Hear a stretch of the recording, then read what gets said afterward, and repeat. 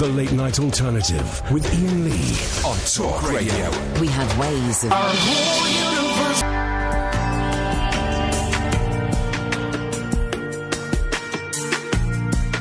universe. Evening, dear listener. This is the Late Night Alternative with me, Iain Lee. Catherine Boyle will be with us very soon, mark my words. It's going to be one of those shows this evening. Let's go straight into the call, shall we? Good evening, Daniel.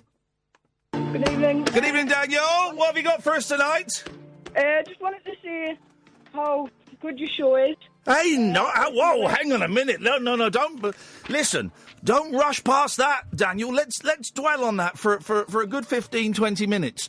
Do you like it, really? Yeah, I listen to it every night. Is it wicked?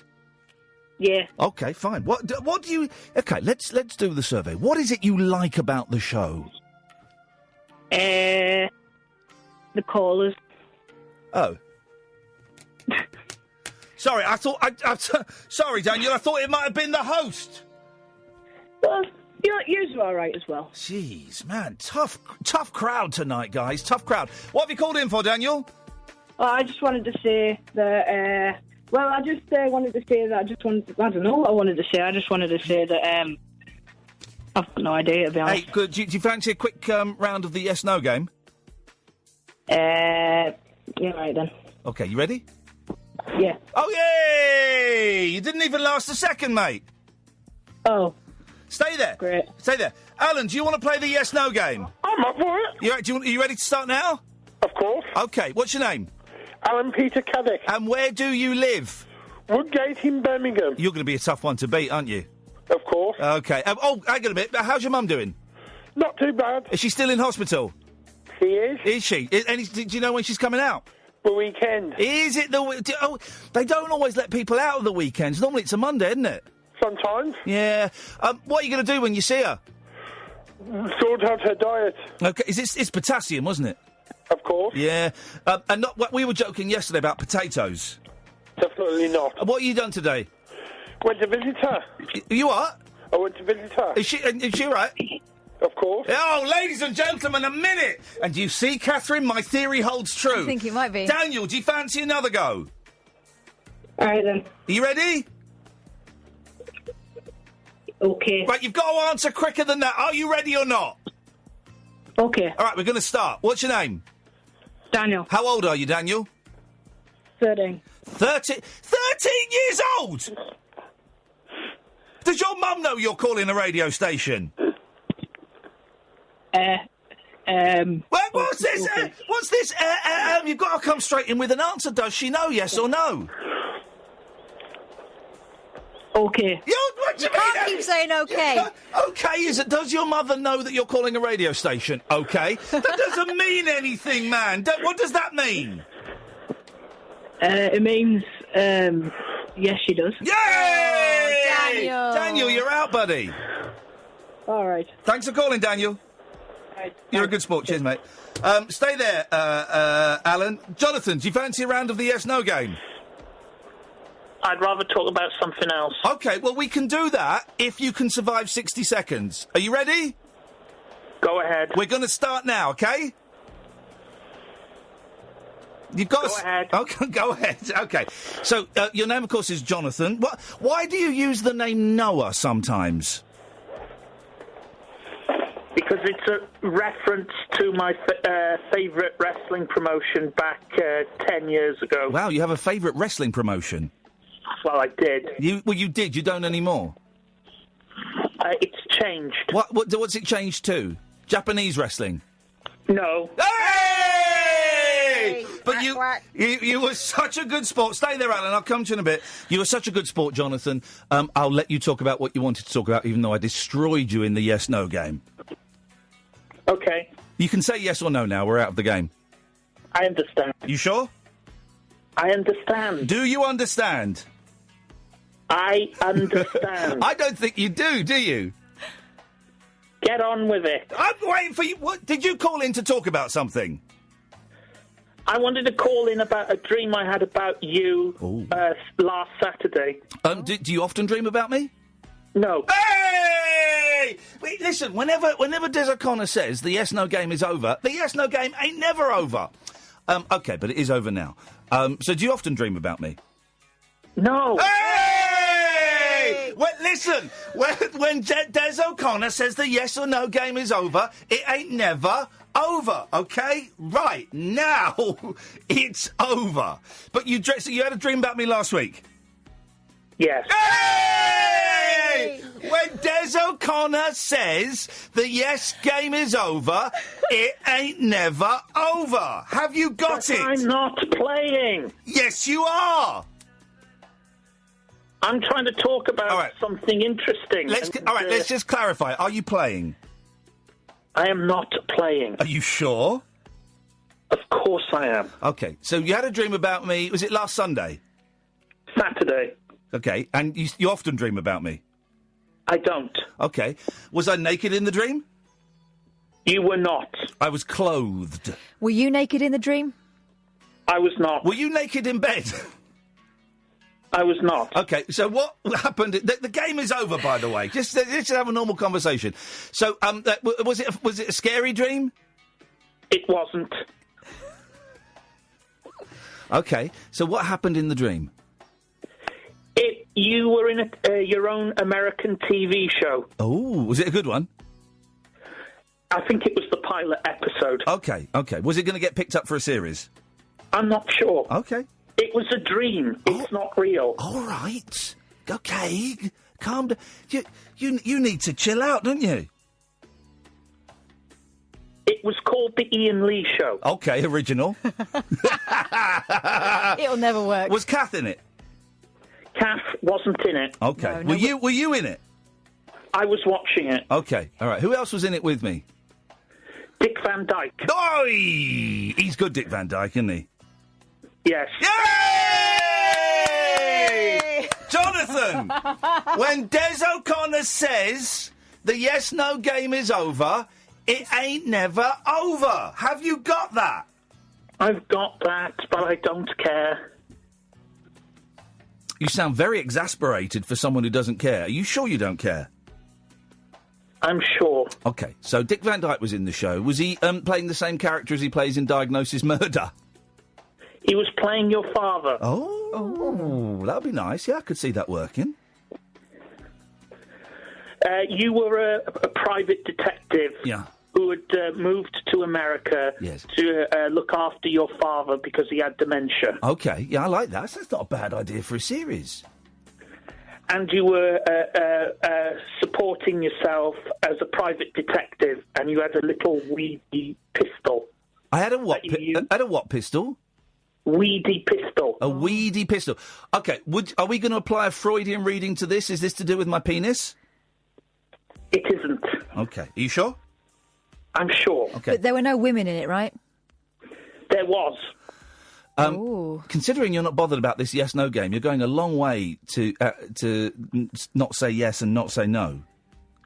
You had been hired by a woman whose husband and son had disappeared, and the husband was a major in the U.S. Army. Wow! And she was concerned for his mental health and also the whereabouts of a young son. Okay. And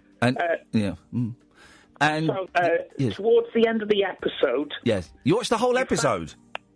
Pardon? Did you watch the whole episode in your dream? I don't remember. This is very strange, because if it was the Iain Lee show, it's strange that Iain would be playing someone completely different. Iain Lee was playing a character called Iain Lee. Oh. God, this is getting meta. I don't think I know what meta means. Anyway, go on. So you found this army major, yes, and his son, and he was about to jump off a tall building in San Francisco. There are a lot of tall buildings. Have you been to San Francisco? I haven't. Okay.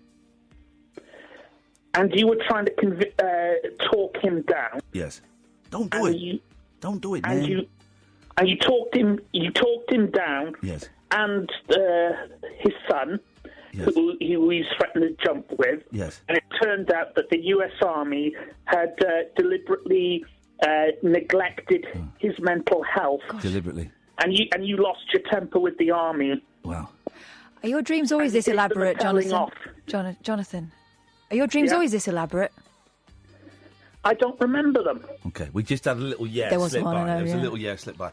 Well, Jonathan, what was the upshot of this dream? Did you wake up hard? It hasn't finished yet. Well, it's still going on now. The final scene of the film, there'd been a drought in San Francisco, Yes. and then there'd been torrential rain, and then there was a flash flood Yep. that destroyed the reservoir, and all of San Francisco was going to get flooded. Wowzers. Well, the whole thing? Yes. Hey, Jonathan, thanks very much indeed for calling. Let's go to Johnny Vegas. Good evening, Johnny. Hello, Ian. Am I through? Yes, you are. Great, I'd like to play yes or no game. You just said both of them, you muppet. No, we haven't started We yet. start as soon as you're on the air. You start. All right, we'll start again. Are you ready? Right, What? right. Yeah, but the answers have to... stop the clock. The answers have to tie in. They have to be correct response to the question, OK? Okay, Right, so have you got it? I reckon so. Right, well then let's start the clock. What's your name? Johnny Vegas, And where are you calling from, Johnny? my living room. OK. Here's an interesting thing. I saw Johnny Vegas at the National Television Awards the other day. I'm looking a bit thinner than I used to. You lost a lot of weight, haven't you? I've been on the Atkins diet. Did you just say I? Aye. Yeah, I counts as yes, you muppet. Does it? Of course it does. I is the same as yes. Otherwise you just go I. You Nay. can't keep saying it. Nay. Well, I, nay. Of course I counts as yes, of course I it don't does. know. I think that's survival. No. Alan, I counts as yes, doesn't it? Yeah. Hey! Here's the rule, guys. As annoying as this is going to be, for the whole show this evening, once you're on the air, it's the yes-no game. Have you got that, Alan? Of course. Well done. What have you got for us tonight?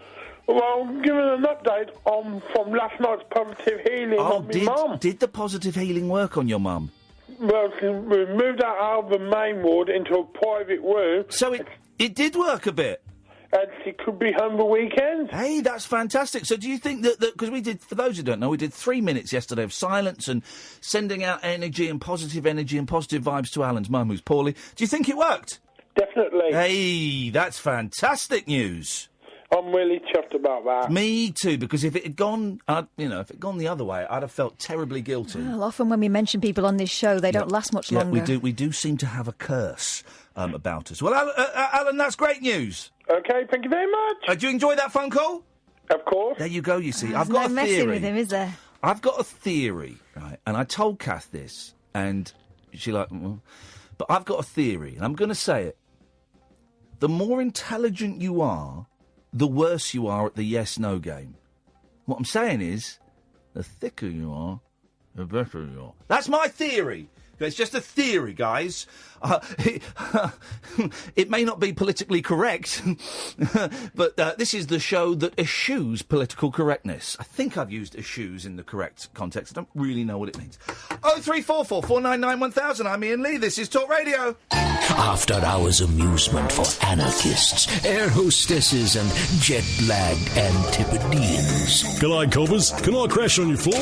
The Late Night Alternative with Iain Lee on Talk Radio. Evening, Andre. Hello? Hello, Andre. Yeah, hello? Hey! Dude, we're playing the yes-no game. Oh, that game? Yeah, do you know how to play it? Oh, I suppose you're playing that old game again, are you? When everyone's got to, try and lose? Sorry? No, everyone's got to try and win. one? No, people try and win it. Yeah, but you... Yay! You and Kath with the headphones sitting there writing notes and talking down a microphone. That one? Well, no, the one where there are two words that you're not allowed to say. What are they then? Well, what do you think they are? I don't know, but I think it's that silly game you played with a few other people a couple of minutes ago, isn't it? Did we play it earlier? You might have. Okay. I reckon you're both talking down microphones there, listening to your earphones carefully. Yes. Writing a few notes, having a little listen. Can you see Like us, Andre? every night of the week. Can you see us? Yeah. Hey! No! My- Stop it, Kath, that's bad. It's not that bad, is it? Sneaky one. Yeah, she snuck a sneaky one out, didn't she? She squeezed one out. Well, listen, right? Yeah, go on. I suppose you're all sitting in the little. Did you see? You know when you phoned in yesterday to talk about bicycles and things? Yeah, Yay! I've lost already, so I might as well say it. But you called me a bit Andre. abbreviated. Sorry? Abbreviated. Are you all right? Yeah, I'm right. Yay! Are you all right? I'm fine, thanks. Are you sure? Anyway, the clip we made a little video clip of. Yay! Did both there? Yeah, no. And you've gone viral. Yeah, but Ian, right? Listen, right? Yes. You're still in the studio, yeah? Yes. Yes. Yeah, got you both, yeah. No, we're not playing. You just said yes over and over, Andre. I'm Des and she's O'Connor. Writing your little notes, listening on your headphones. Are you? Is it you on Twitter? Might be. Oh, it is. All right. I thought it was a spoof. I suppose you're all like talking to all the media and that about things and talking a bit of a talk show and all that. And, mate, we are the media. Yeah, I know, and you're all like listening and announcing things and talking to people. Yes. This isn't catchphrase. You don't say what you see, Andre. This is yes, no. This is our job. Yeah. This is our job. You'll be that's literally. right. Yeah. Yeah, I'm not being. I'm saying a bit of a giggle. Yeah, you know that. I'm going to cut you off now. Cheers. Thank you. There we go. Your theory. My theory was blown out of the water there. Actually, I think Andre's a very, very sharp cookie, but the sharpness and the sweetness of the cookie is dulled by years of being soaked and seeped in booze. That's what I think. I do think he's a very, very bright man, Andre. And anyway, I did. 0344 499 1000 is the phone number. Let's go to Jack. Don't forget, as soon as you come on the air, the game has begun. Jack, do you understand the rules of the game? Yes. Hey! Straight away, Jack! You're not allowed to say yes or no. What words aren't you allowed to say? Yes or no. Oh, Jack! Jack! It's like shooting a deer with a machine gun. Oh. How you doing, Jack? You right? Ian. Oh, no, Jack! Please! Please! Stop! Stop it! Oh, Ian. Take a deep... Shoot a deer. Sorry? If you shoot a deer, you could say, deer. I've got no idea what you're talking about. Are you ready to start again? Yes. Oh, Jack! You're not allowed to say yes or no. Have you got it? Banana. Bananas? What? You've got to say something that makes sense. All right. Should we start again? Sort of. Sort of. Have you had a good day, Jack?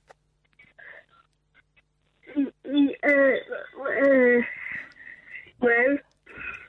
What did you say? When? Yeah. Hey! You said I can't say. It's like going seal clubbing. Oh, Jack, you're a good sport, mate. We're laughing with you. We're not laughing at you. You've done better than a lot of the callers. Okay. You're welcome. Was there anything you wanted to say, Jack? Yes. Hey! No. I mean, no.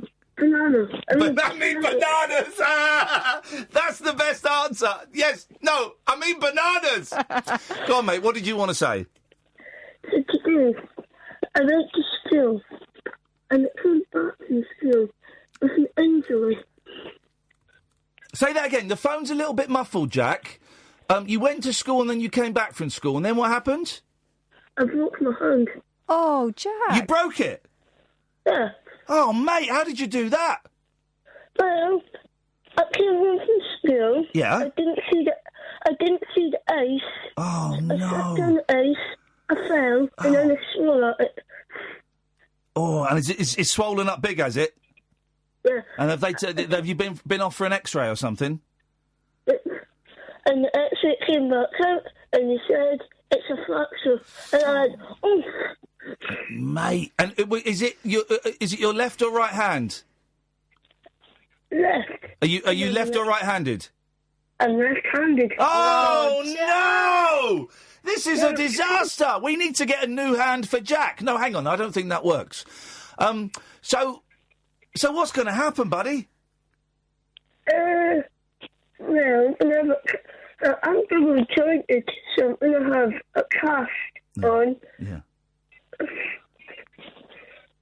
Does it hurt? Does it hurt? Of course it hurts, Ian. You're good, mate. You're good. You're a quick learner. Oh, Jack, I'm really sorry, man. I hope it gets sorted as quickly as it can. I hope it's not too painful. I'll update you when it's better. Hey, listen, man, did you enjoy that call? Yay! Thanks for calling, Jack. Get the first 2 minutes of that. It's about 10:23, something like that. He's great. Oh, Paul bloke. I like Jack. He calls in quite a lot, and well, we're quite cruel to him, but you know, poor bloke. Ay. 0344 499 1000 is the telephone number. If you want to give us a call, you're more than welcome to. You can also Skype in. Late Night Alternative, all one word. I've got Skype up and running tonight. So you can Skype in and, you know, we'll just see where it goes. If you come on it, I'll tell you what we're going to do later on. The last 30 minutes of the show. So if you come on air, right, you can call in about other stuff, but it's the yes-no game all night, all right? All night, okay? We saw it on Big Brother, and I've just been meaning to do it for ages. We're going to do it all night. The last 30 minutes of the show, it will be called straight to air, yes-no game. If you say yes, you say no, you get cut off straight away. It's going to be ruthless. So this is the first 2.5 hours is a little bit of harmless fun, a little bit of hanky-panky. Okay, we're just playing around. But from 12:30, it's going to be life or death. Let's go to Jay. Jay, how you doing, fella? I'm doing great, thank you, Ian. And this is the thing, all great champions at this game take a very monotone, controlled voice. My eldest is brilliant at this game. Of course I am. Of course I did. Of course I will. They start to sound like politicians. Yeah, they do. My youngest just can't do it, but it's you've got kids, haven't you, Jay? I do not. But I'm terrible at this game generally, so that's why I try and be so careful and precise. And I even call up talk about something serious, but I don't think I will. Then. No, we can still do. We can still do serious stuff. We just had a lad that's broken his hand. Should we put the game? Should we put the game on hold until you do your serious thing? Well, I don't think that's what you mean, because I think you're still trying to trick me. Well, no. Listen, honestly, honestly, if it's something, no, seriously, Jay, if it's something serious, we can stop the game if you'd rather. We can't cheer if you say yes to a serious question. Yeah. Well, why don't I try and tell the story anyway? And if I slip up, I slip up. Do you think you can do it? I do not. Okay. If I'm being perfectly honest. All right. Well, all right. In your own time. You ready? Let's go. I have a story about last weekend, and it's to do with mental illness, but it's not my mental illness. But it's an interesting thing that happened to me. Is it a friend of yours? It's not a friend. It's a complete stranger. Okay. So I'm sitting in my kitchen on Saturday, and with my father-in-law, and there's a knock at the door, and I go to the door, and there's a young man with quite nicely dressed in like outdoorsy kind of gear, but he's got no shoes on. He says, "Excuse me." He seemed quite distressed. Can you lend me some socks? Can you give me some socks? Yeah. I looked down. He's not wearing his shoes, and his socks are filthy. I said, I kind of closed the door. I didn't know what to do, really. I was like, this is a bit weird. And so, would you be a bit freaked out? What would you do? Would you let someone in? No, I wouldn't. I wouldn't let someone in. No. Okay, I did. You let them in, did you? I let them. Well, it was freezing. He had no shoes on, and I live in quite a country area. There's not a lot around. Okay. Well, you're not worried though. I was worried, yes, I was worried. Yay! Inappropriate. Yes. Well, sorry. Okay, sorry. No. I do apologise. Look, just say when Des O'Connor says the game's over, it ain't over. It's fair game. Okay, sorry, I'm teasing there. Okay, so how old was he, would you say? I couldn't tell. He wasn't very big, but I kind of closed the door. And I went to get some socks and like welly bobs that I thought I'll give him them. Yeah, and I thought you're a good man. But he's freezing. So yeah, you're a good man. I'm not. I was genuinely. You're a good man. That's a very kind thing to do.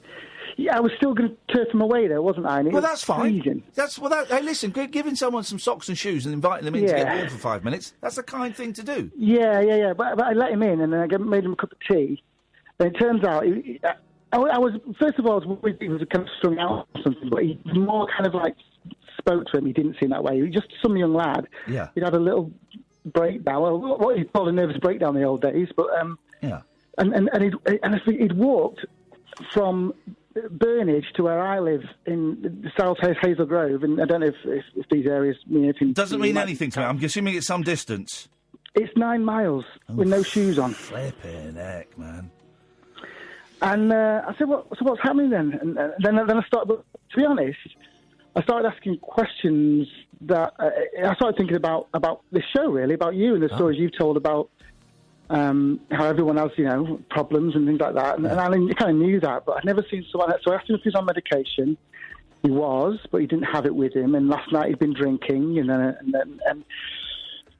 he had a bottle of horrible booze with him, so I said, should we perhaps chuck that away? And so we chucked that away, and he sat down and he just started crying how he didn't want to go home to his mum because his mum would be worried about him. I said, well, she's going to be worried. So I persuaded him to text her. He says, well, I don't want the responses. I don't want all the pings through. She's panicking. So we figured out, well, if you turn off the notifications for the text, you can look at that in your own time. So at least he told that. But then, and so what would you do next? What just out of curiosity, what would you do next? I'd ask if he wanted an Uber somewhere. Well, I asked him if he wanted a lift to a train station. Okay, yeah. And then as I was driving up we were driving, he said, yes, I do. As we were driving up the road towards the train station, he started to freak out. And he started to have a little panic, and he was rocking, and he was crying and saying, I don't want to do it, I can't do it. So stopped the car in the middle of the road, and I was thinking, well, what do I do now? I'm in my car in an enclosed space with someone who's obviously got mental health issues. He was 6 stone wet through. I didn't think he was a threat physically, and he didn't seem like, I don't know, I know you can never tell, he didn't seem like the kind to carry a knife, something like that. But it was, at the same time, I was still a bit worried, because you never know. And then I saw a policeman kind of crawling up my lane. I thought, what's going on here? So I waved him down. And I kept saying to the lad, don't worry, you're not in trouble. You've not done anything wrong. All you've done is go for a walk with no shoes on. It's not like you've done anything wrong. At that point, I thought, what if he has? Yeah, of course. So I don't know whether I'd do the same again, but it turned out he hadn't done anything wrong. He was fine. Someone had he'd done the same with somebody else, asked someone for shoes, and then when they'd gone to get him the hot chocolate, he'd panicked and run off. And they'd called the police because they were worried about him.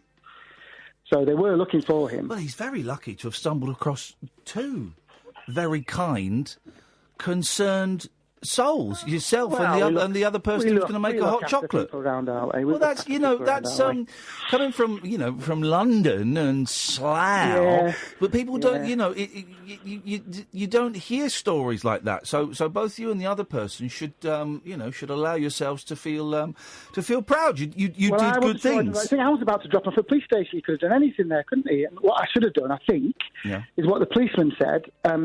He got in the car with the policeman. The policeman took him to hospital. Because he was telling us, and it was just so sad. He was telling us a story about how he had problems and he'd had this counselling from when he was 16 and 17.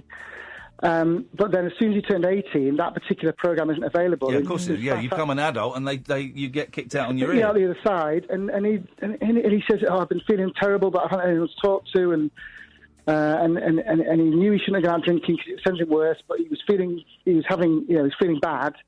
I don't know. He was on something which apparently is an antipsychotic, the drug he was on. Yeah.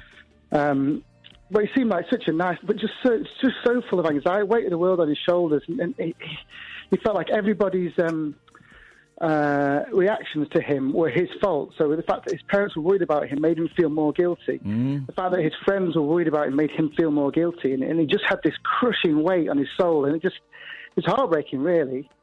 And the fact that he had no one to talk to because he's been spat out the other side of this programme, it's just... And even the policeman was saying, he was radioing, how can I take this lad? It's Saturday. Can't really go to A&E. There's got to be a walk-in clinic somewhere. But anyway, so the policeman took him to hospital. So if it happened to me again, I wouldn't offer to drop him off at a train station, which actually could be the stupidest place in the world to drop someone. No, but then here's the thing: if you take someone to hospital, what was wrong with him? He was in. What was wrong with him? And you could be stuck in A&E for 4 or 5 hours with someone, and he could have a panic attack there. He could get up and walk away. It could be. Well, it could not be that bad. He was quite calm when he was in the house having a cup of tea and some leftover curry from the night before. But he was quite calm, and then as soon as we got in to drive to the station, it wasn't the fact it wasn't the police car that freaked him out. It was the thought of going home. He couldn't cope with the thought of going home. His parents making a fuss out of him. Oh, it's so sad. It is sad. Well done. Anyway, all right. No, and you've not heard anything since that day. You've not heard from the police or him. The policeman said, "Do you want to keep him?" I said, "Not really. It's none of my business. Just take care of him. He's like a startled deer." And he's like, "Don't worry, I will do." So off they went. I really appreciate you sharing that with us, Jay. How are you feeling now? I'm getting a little bit of. Saturday, and I'm still thinking about it. It's Saturday. I'm still thinking about it. It's obviously affected you, hasn't it? Yeah, absolutely. He's so young and just so anxious, and it's so sad. I was. Would I do the same again? I don't know, because my father-in-law told me off. He said you shouldn't have let him in. He had a knife. You would though, because you're that sort of person. Here's the thing that I don't know. I probably still wouldn't let the person in, particularly if I had the kids in the house. But I probably wouldn't let the person in. Yeah, okay. I haven't got kids in the house, so that is true. I probably wouldn't have done it. But I'd certainly find him. Now, having heard you, I don't know what I would have done before, but now I would. If I saw someone like that, I'd certainly get him a pair of shoes and some socks. And I don't know if I would have done that before speaking to you. So thank you for that. All right, mate. No worries. Thanks, Jay. I really appreciate you sharing Thanks that. for letting me unburden myself. Do you feel better now? Yeah. Yay! Thank you, Jay.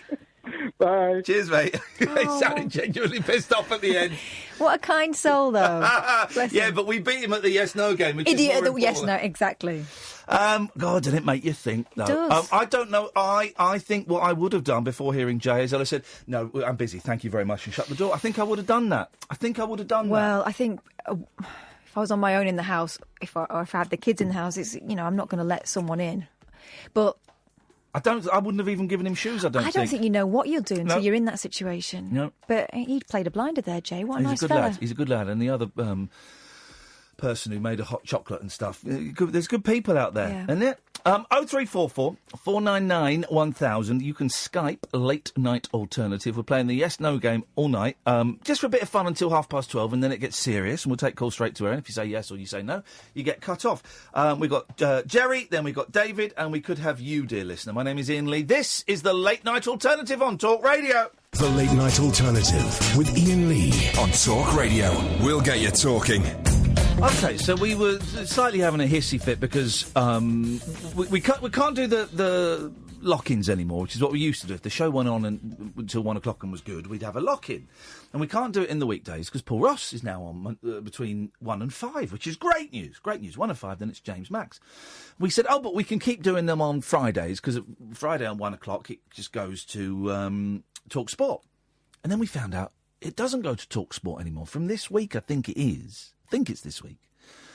There's another show, and we're like, well, never mind. It was fun while it lasted. I wish we'd done more of them. But we didn't know who it was. Now it turns out it's only Martin Kellner. Martin bloody Kellner. Flipping it. I'll gladly forego the lock-ins for the radio legend, the god of the airwaves that is Martin Kellner, another person shafted by the BBC and a brilliant broadcaster. In fact, would it be completely out of order if we left early so we could listen to him? I know! Martin flipping Kellner, honestly, you guys are spoilt now. Talk Sport is Talk Radio. Talk Sport's got a run for its money. Talk Radio's really ramping up the competition through the nights. Paul Ross, I always get confused. Sunday night, Monday morning to Thursday night, Friday morning, 1 till 5. Friday night, Saturday morning, Saturday night, Sunday morning. Martin Kellner, 1 till 5. Flipping heck! LBC, the jig's over. The jig is over, LBC. You will be destroyed on Through the Night. The thing is, we're all going to die, though, of lack of sleep. Because there's no point at which it's time to go to sleep. Absolutely destroy them. That is great news. I'm over the moon at that. Genuinely, as a radio geek, that is a thrill and a half. Evening, Jerry. I've never heard of him, really. Oh, mate, he's good. He's good, trust me. You're going to love it. Yeah, he's really good. What's he been on? What? What station's he been on before? He's been on loads. He was on Talk Radio back in the day. I don't know. Well, listen, mate. Honestly, this is good news. Don't matter. You haven't heard of him. You're gonna hear him, and he's bloody good. Okay, give him a listen on you. What? What? I'll give him a listen. You better give him a listen. Have you ever met Rolling Rat? Say that again. You're a little bit slow. I'm a bit not well today. Yeah, I can tell that, mate. We'll get there. Go on. Have you ever met Rolling Rat? Have I ever met Roland Rat? No, but I think he tweeted support for me when I was in the jungle. I'd like to know he does the voice too. Well, he's a rat. What do you mean? He does the voice. Yeah, well, Roland Rat does. He's a talking rat. I don't know what you mean. What's that? Where's Zig and Zag? I never met Zig. I never got Zig and Zag. I thought they were stupid.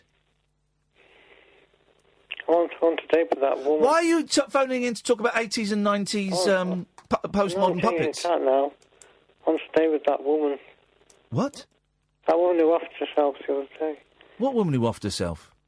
A woman in Tesco's. So what are you... I've got no idea what you're talking about. Hang on. Are you talking about Electric Mel? Yeah. Oh, yes. Naughty Mel. I'd throw me that into the ring. Right, you... OK, I'm going to cut you off now, I don't think that's very polite calling it a hat Yeah, or a yes. ring. Well, we don't know. Speaking of the jungle, I've not watched much. I've watched some of the trials and a little bit of the strawberry stuff, and that's it. That's all I've seen. And like the Iain's Journey or whatever it's called, because my boys wanted to watch that, and there's an app. We downloaded the app. You can watch, and that's it. Not seen all the trials. And then today I was on my YouTube channel, which you should subscribe to, because we've got 3,500 subscribers, and when we get to 5,000 subscribers, something's going to happen. I don't know what, but I'm going to make something special. I don't know what it is. And I'm streaming video games on there, and we've got Matthew, who's runs it and puts up... I think you can watch the show now on the YouTube channel, and there's Iain Lee versus Radio on there, and I hadn't realised he's put up loads of clips from the jungle. So I was flicking through it because I was trying to find something to see if I put something up or not.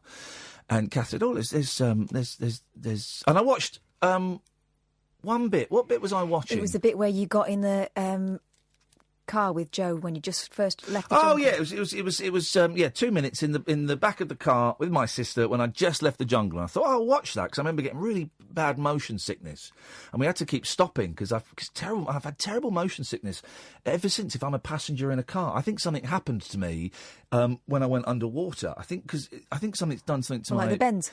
Yeah, well, not the bends. I think it's either the going deep underwater or the bungee jump. Something's gone a bit loose. You know, you've got crystals in your ears. Yeah. Tiny little crystals that stop you, that keep you balanced, right? And if these crystals go out of, get moved around in the wrong place, you get vertigo, proper vertigo. Vertigo isn't being afraid of heights. Vertigo is when you just get a bit dizzy. And I think I've got that, honestly, in the back of cars, or even in the passenger seat of cars. I'm a mess. But your ears have always been quite sensitive. My ears have always been sensitive, but I've been all right in cars. I can't read in cars, and I can't look at my phone in cars, but anyway. So I watched that, and then Kath said, "Oh God, you haven't seen Dingo Bingo yet?" Which was a silly game that I played, and I said, "No, I'm not sure. Well, let's find it and watch it." Funny, and I watched it, and it's funny how it was 3.5 hours in terms of you have to go to the location, and it was night time. It was really late at night. It's about 11 o'clock at night. We were all tired. There was loads of midges around and and I was in that Dingo Bingo booth for just under an hour, about 55 minutes, and it's cut down to 5 minutes of very slick TV. It's really strange seeing it. So I watched it, and there was some funny bits in it. They left out some good stuff, but it was some funny bits. And what I got from it was I felt really sad. watching it. I felt really sad watching it. And I felt sad because it was such a big thing and it was such a thrill to be part of it, right? And I'm never going to have that again, that kind of experience again. I felt sad. I felt sad because it was over. I felt sad because I feel a little bit lost. You know, when you're however much I complained about it, when you are in an environment that is completely protected and you are made to feel, maybe not by the other people in that environment, but by the people who work in that environment, you're made to feel very, very special. Very special. And you're told what to do. You're told what to do. You don't know what you're going to do until someone says, right, you're going out to do this now. You know, so there is a certain air of uncertainty, of just kind of lying around, not knowing if you're going to do anything that day. But your life is not your own. Okay? Is it a bit like you're a bit infantilised there? Oh God, completely, because they told you when to eat. They told you when you could shower. They told you know. And there's no point trying to fight that because they're in control. No, exactly. So I just watched it and I just felt. I was watching it and I didn't recognise it as me. It looked like... I'm still not used to seeing me with a beard anyways. So it kind of looked up. But I just didn't recognise it as me. And while I could remember doing it... It's so hard to explain. I could remember doing it, but I sort of felt like a I don't know. I can't put it into words. Watching it as a spectator... It just made me sad. I can't say any more than that. It's like post-holiday blues. It's that kind of thing. And it's also, when I was in there, I deliberately couldn't worry about, stuff that's going on at home and with the marriage and the kid. I couldn't worry about that stuff, right? And obviously now I'm out, I can worry about it all the flipping time. But it was such an unreal environment.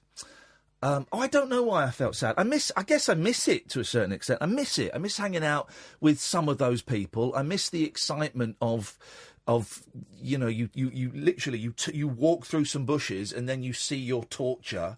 I miss that kind of stuff. There's an innocence as well to it because you didn't know just what was being picked up on or anything like that. So you know everything that's happened since. And I tweeted this. I don't know what the next thing is in my life, the next kind of project. I'm always looking for a project. And I knew about... Well, I found out I was doing the jungle when I was in Morocco. I had the meeting, I think, the week or 2 weeks before. 2 weeks before, I think, and they were going to tell me the next week, and then they didn't. And then I think on the Thursday I was in Morocco, whenever that was, October? Was that October? And I got a phone call from my agent, and I emailed him saying, have we heard anything about the jungle? And he said, I'm just on the phone to them now. Yeah. And he phoned up and he said, you're in. So I had that to look forward to for 2 months maybe, and it's exciting having a secret. It's really exciting having a big secret which you knew about, Sam didn't know about, my boss didn't know about, my boss's boss knew, but no one else here knew.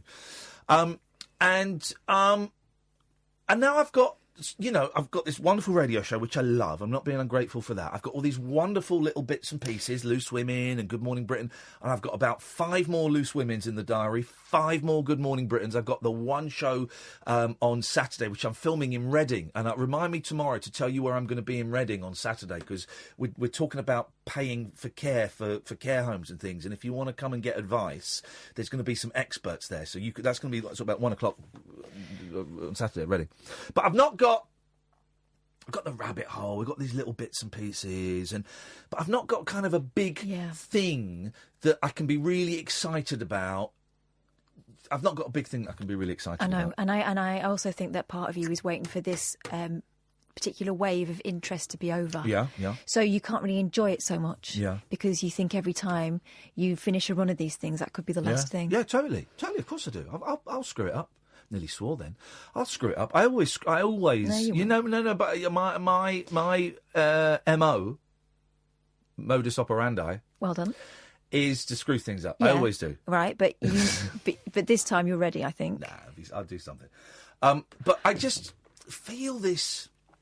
And I tweeted last night, I just don't know what's going on. And I don't. And I'm saying it because I'm guessing that some people might identify with it to a certain extent. And it doesn't necessarily need to have been, something as big as the jungle or anything like that. Maybe it is a divorce, or maybe it is you've just lost a job, or maybe, you just had a nice weekend away in the Lake District and you now come back and it's like, oh, real life, real life is kind of a drag. Or man. you finish school or university, right? So all your eggs have been focused. All your attention has been. You focused your eggs. Focus your eggs on one basket. Yeah, all your eggs have been in one basket. You've been focusing on finishing your exams. It's that moment where you've finished, it's done. No one needs anything from you anymore. So what are you going to do? So that's where my head is at, and there's all this stuff going on at home, which I've I've hinted about, and I've said it blatantly, and I don't really want to go into details because it's no one's business, apart from ours. And so there's just so much uncertainty. There's uncertainty. I don't know how much money I've got.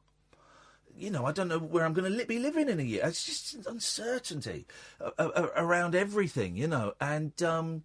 It would be nice to go, but in June, we've got that movie in June, I'm going to be, whatever. And I don't even know what I want that whatever to be, but it would be nice to have something that I can look forward to and say, but in September, don't forget, guys, I know it's a long way away, but I'm going to be doing whatever. I don't know.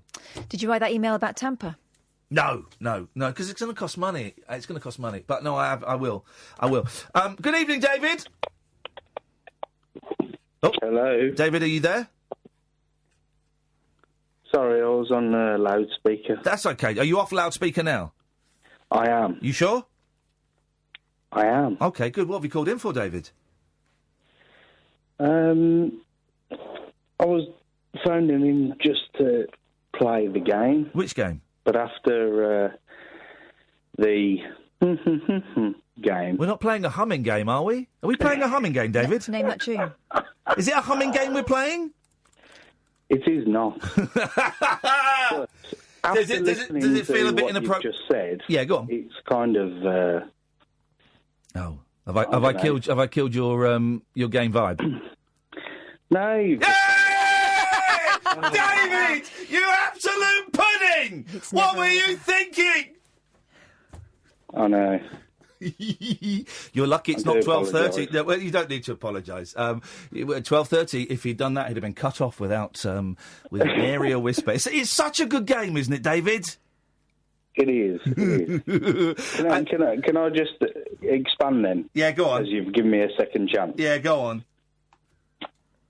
You've been talking. Obviously, I've been on hold listening to what you've been saying. Yeah. And sort of mentioning a few things that have been going on. Yeah. Through your own life. Yeah. Well, I made about 18 months ago biggest decision of my life to leave the police service. Oh. And start a new career as a train driver. Wow. What can I ask? What prompted that? You don't need to answer that, obviously, but no, I will. Go on. I will. It was without going into things too deeply, and turning it into some political chat. But it just basically was a job that I joined at the time, which in 2008 was still enjoyable and seemed as though it was going to be a career that I'd do for the rest of my career, working life. And then after about 4 years, suddenly all these cuts came in and whatnot. And my first son was born. And that then suddenly changed the aspect on everything that I thought about life. Yeah, of course it does. You see, isn't it funny? You see things in a completely different way once you've got a baby, and you can't begin to imagine how you saw it, previously. Yeah. Exactly. David, listen, I've got to go to the news, but I'd love to talk to you a bit longer. Can you hang on for a couple of minutes? Is that all right? Yeah, of course, yeah. You're a good lad. Thank you very much indeed, because I do want to hear more. And it breaks my heart hearing people leaving, the services, whatever that service may be, whether it's military or police or ambulance, because of cuts, it breaks my heart. It really does. Stay there, David, and Jackie will come to you in a bit. 0344 499 1000 is the telephone number if you want to give us a call. Tonight's show, of course, is sponsored by the words yes and by the words no. My name is Iain Lee. This is the Late Night Alternative, only on Talk Radio. Across the UK, online and on DAB. Get an earful of unusual nocturnal emissions with radio's Lord of Misrule, Iain Lee. No relation, thank God. Unfiltered Night Talk with the original king of unconventional conversation. The Late Night Alternative with Iain Lee on Talk Radio. Here we go, dear listener. 0344 499 1000. I'm Iain Lee. This is the Late Night Alternative. You're listening to Talk Radio on DAB, via the app on your telephones or online at talkradio.co.uk. You can watch my show right now live as it's happening. You can either go to youtube.com/rabbithole, and I suggest you sign up and what's the word? Register? No. Anyway, just follow Rabbit Hole on YouTube, because you'll get notified whenever I live stream video games, Imagine, which I'm doing a lot of. Or you can watch us on Periscope, periscope.tv/Iain Lee. Hello, everybody who is there. Play nice. We're playing the yes-no game all night for a bit of fun until 12:30, and then 12:30 we're going to take calls straight to air, and it's going to be a little bit more vicious. Once you come on air, you're playing 0344 499 1000. Jackie, stay there. Before the news, we were talking to David, who was a copper, and he was telling us that he left because he had a boy, and cuts and tings. David, you still there? Yeah, I'm still here. Cuts and tings. That was the phrase you used, wasn't it? Cuts and tings. Yeah, it was, yeah. But why train driving? Because it pays well. Is it? Does it? That's fair. That's fair enough. That's fair. That's a good enough answer. Yeah, it pays well. It took me 3.5 years to get into the job. Yeah. And the numerous exams that you have to go through. So if you finally get there, believe it or not, you deserve it. But for me, it was just a mixture of the whole family life-work balance. Yeah. And that was it, really. Yeah. And so I was ringing up originally to play the game, and then there was a bit of a gap. And you talked about a few things that were a bit sort of close to home with certain things, and so then I did foul the game, and luckily you let me come back. I don't want excuses for you being crap at the yes/no game. Don't try and turn it around and blame it on me, David. I do have a theory that the brighter you are, the worse you are at the game. I think that theory kind of holds true, which is why I'm terrible at it. If I play, here comes a cup of tea. Thank you, Kath. You're welcome. But so how long have you been a train driver for then? 3 years. 2 years. 2 years, okay. And it's going all right. You've not shut anybody in the doors, have you? And dragged. Hey, we got a train. I don't do doors. I don't do doors. The Midlands. We don't do doors. We got a train down from Great Yarmouth to where? Norfolk? Norwich. Norwich. And we got the train from Norwich to Liverpool Street in London, right? And as we got to get off the train, I was looking for the button, the open the door button. No, it was old school. You had to pull the window down and lean out and turn the door handle on the outside. I thought they got rid of all of those about 20 years ago. So did I. He loved it. We felt like the railway children. Honestly, it was wonderful. I was so excited, David. And it was a modern train. Yeah, it was. It was lovely. It was a modern train. It was incredible. And that was one of the great joys of being a teenager. The train from Paddington to Slough, or even the train from Slough to Windsor, was being able to stick your head out the window and open the door before, because sometimes the bolt would go. You could open the door before it got there, but it was always a thrill to just open the window and stick your head out. It was a great gig. And then, of course, they stopped that once Vivian from The Young Ones was decapitated, didn't they? Very nasty. Yeah. And he ended up kicking the head down the thing, didn't he? Down the track. So as soon as that happened, they I think that was the reason. I may have got it slightly wrong, but I'm sure that's the reason. I think you're right. Let me ask you a question, David. Are you happier now? 200%. And that joy comes across in your voice. I'm afraid. And that's a shame. Being a copper should be something that should be literally a badge you wear with pride and honour. Yeah. And I'm really sorry that you felt shafted and that it wasn't working out for you like that. I know. But the thing is, you know as well as me, you've touched upon the things that you've gone through yourself, which you have kind of had to deal with. Obviously, you know, as a emergency services employee, you go to certain things, deal with things which do have an impact on you, even though a lot of people try and put a brave face upon it. Oh, I don't even want to begin to imagine what you lot see. I don't even want to begin to imagine. It must be horrendous. But the thing is, what I'm trying to say is, I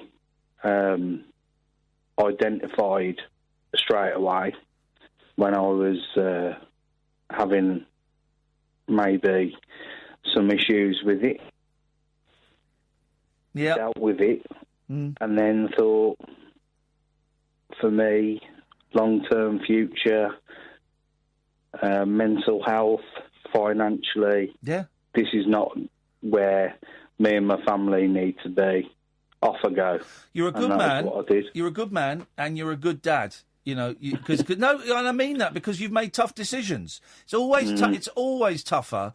Not always. Generally, it's tougher to go. You know what? This setup isn't working. What else what's over there? Yeah. It's a tough thing to do, particularly when kids are involved, and you know every penny counts, and you're doing right by your family. How old is the boy now? My son's 5 now. My daughter's 18 months. How's it all going? Good. They're all healthy and well. It's all good. Yeah, all good. But what I just literally before you cut me off. yeah, which is going to happen. I'm hovering. Go on. I know. But the thing I would say, literally, is in 18 months, I resigned from the police service. Yeah, which was very hard. After nearly 9 years. Didn't have an offer of my actual job that I do now. I lied to my supervisor that I did. Yeah. Wow. Because a policeman lying. I've never heard of that before. Satire! Oh. Satire! Cheeky. That one was below the belt. You can. Sorry about that. And because I just knew that I needed to leave. Yeah, you had to get out. And then for about 2 months, I dug holes with a friend who had a landscaping business from one end of the garden to the next. And he thought I was crazy. Yeah. And he said to me, "What the hell are you doing?" And I said, "I don't care. Yeah. You tell me to dig a hole from the left to the right. Yeah. And I'll do it." And I felt literally like the pressure had been taken off my shoulders straight away. Okay. Then, thank God, my offer came through about a month after I'd left. And then, obviously, you have the wife come running towards you with like the Titanic music in the background, and you're thinking, bloody hell, that worked out. Well done, David. I'm glad it worked out, mate. Thanks for calling. Cheers. Ta-ta. Well, what a nice man. What a good man.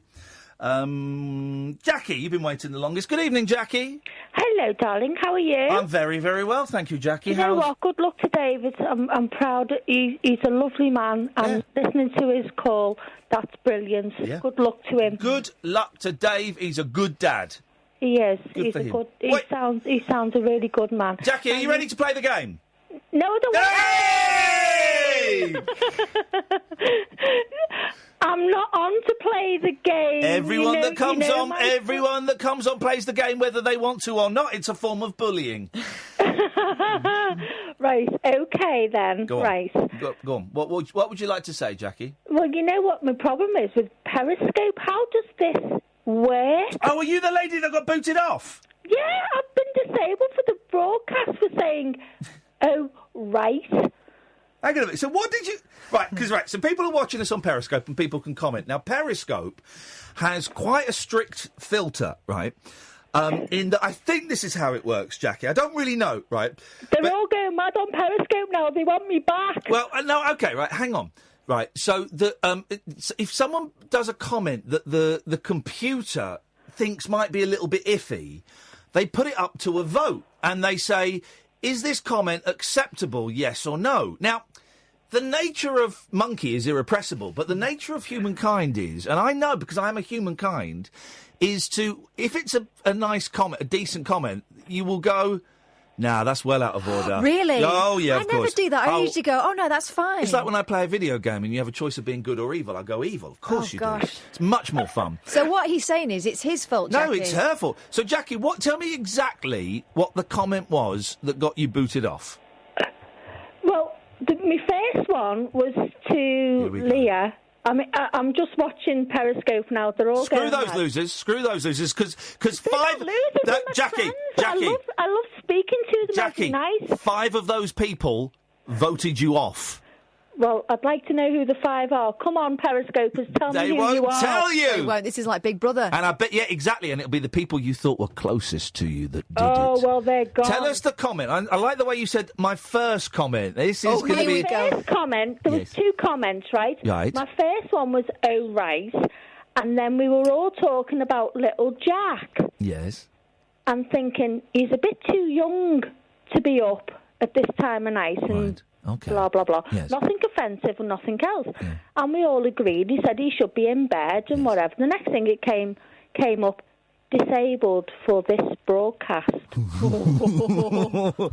Are you sure? I want the exact wording of that message.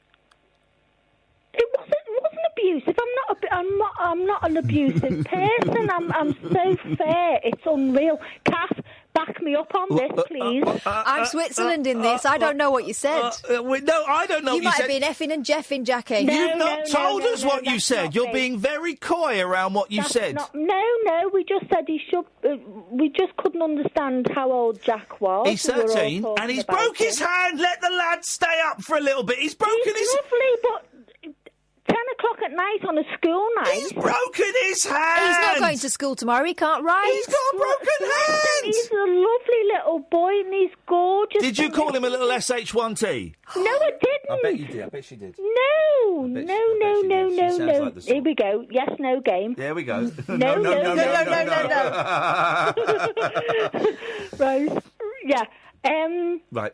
So, I can't do anything about it. I know, but we just wanted to know how it worked because some people have come on and sort of said, well, what's going on? Because I got blocked for this and I got blocked for that. The Weatherfield one. No, yeah, they're all saying that on Periscope now. They're all backing me up. She's the Wirral one. Yeah. I'm the Wirral one. Yeah. Don't be telling me I'm a Scouser. I'm not a Scouser. No, I remember you, of course. No, you're much posher than. We are. We're on the posh side of the peninsula. There we go. Okay. Lionel Lil. Right, what I wanted to... You know what my other question was? I really wanted to know, you and Kath... Yes. Bit of fun. Yeah, a little bit of fun. Oh, here we go. Cheeky fun. Yeah, no, not cheeky. A little bit of bum fun. Just fun. Yeah. Right, OK. Yeah. If you could have 4 people round your dining table, Yeah. alive or dead, who would you pick? I prefer alive. Yeah. Well, obviously, if you could bring them back... Well, do I have to do it? Because I don't like dinner parties. Well, all right. You could be sitting in McDonald's. I don't really want to... I don't like eating in front of people. He doesn't like other people. I don't. Either. All right, well, we'll ask Kath then. She's more intelligent. Oh. I'd have my best friend Iain. Yeah, just so I could watch him squirm sitting next to 3 other people he doesn't like. I'm busy then. I would have you. I would have... who would be fun?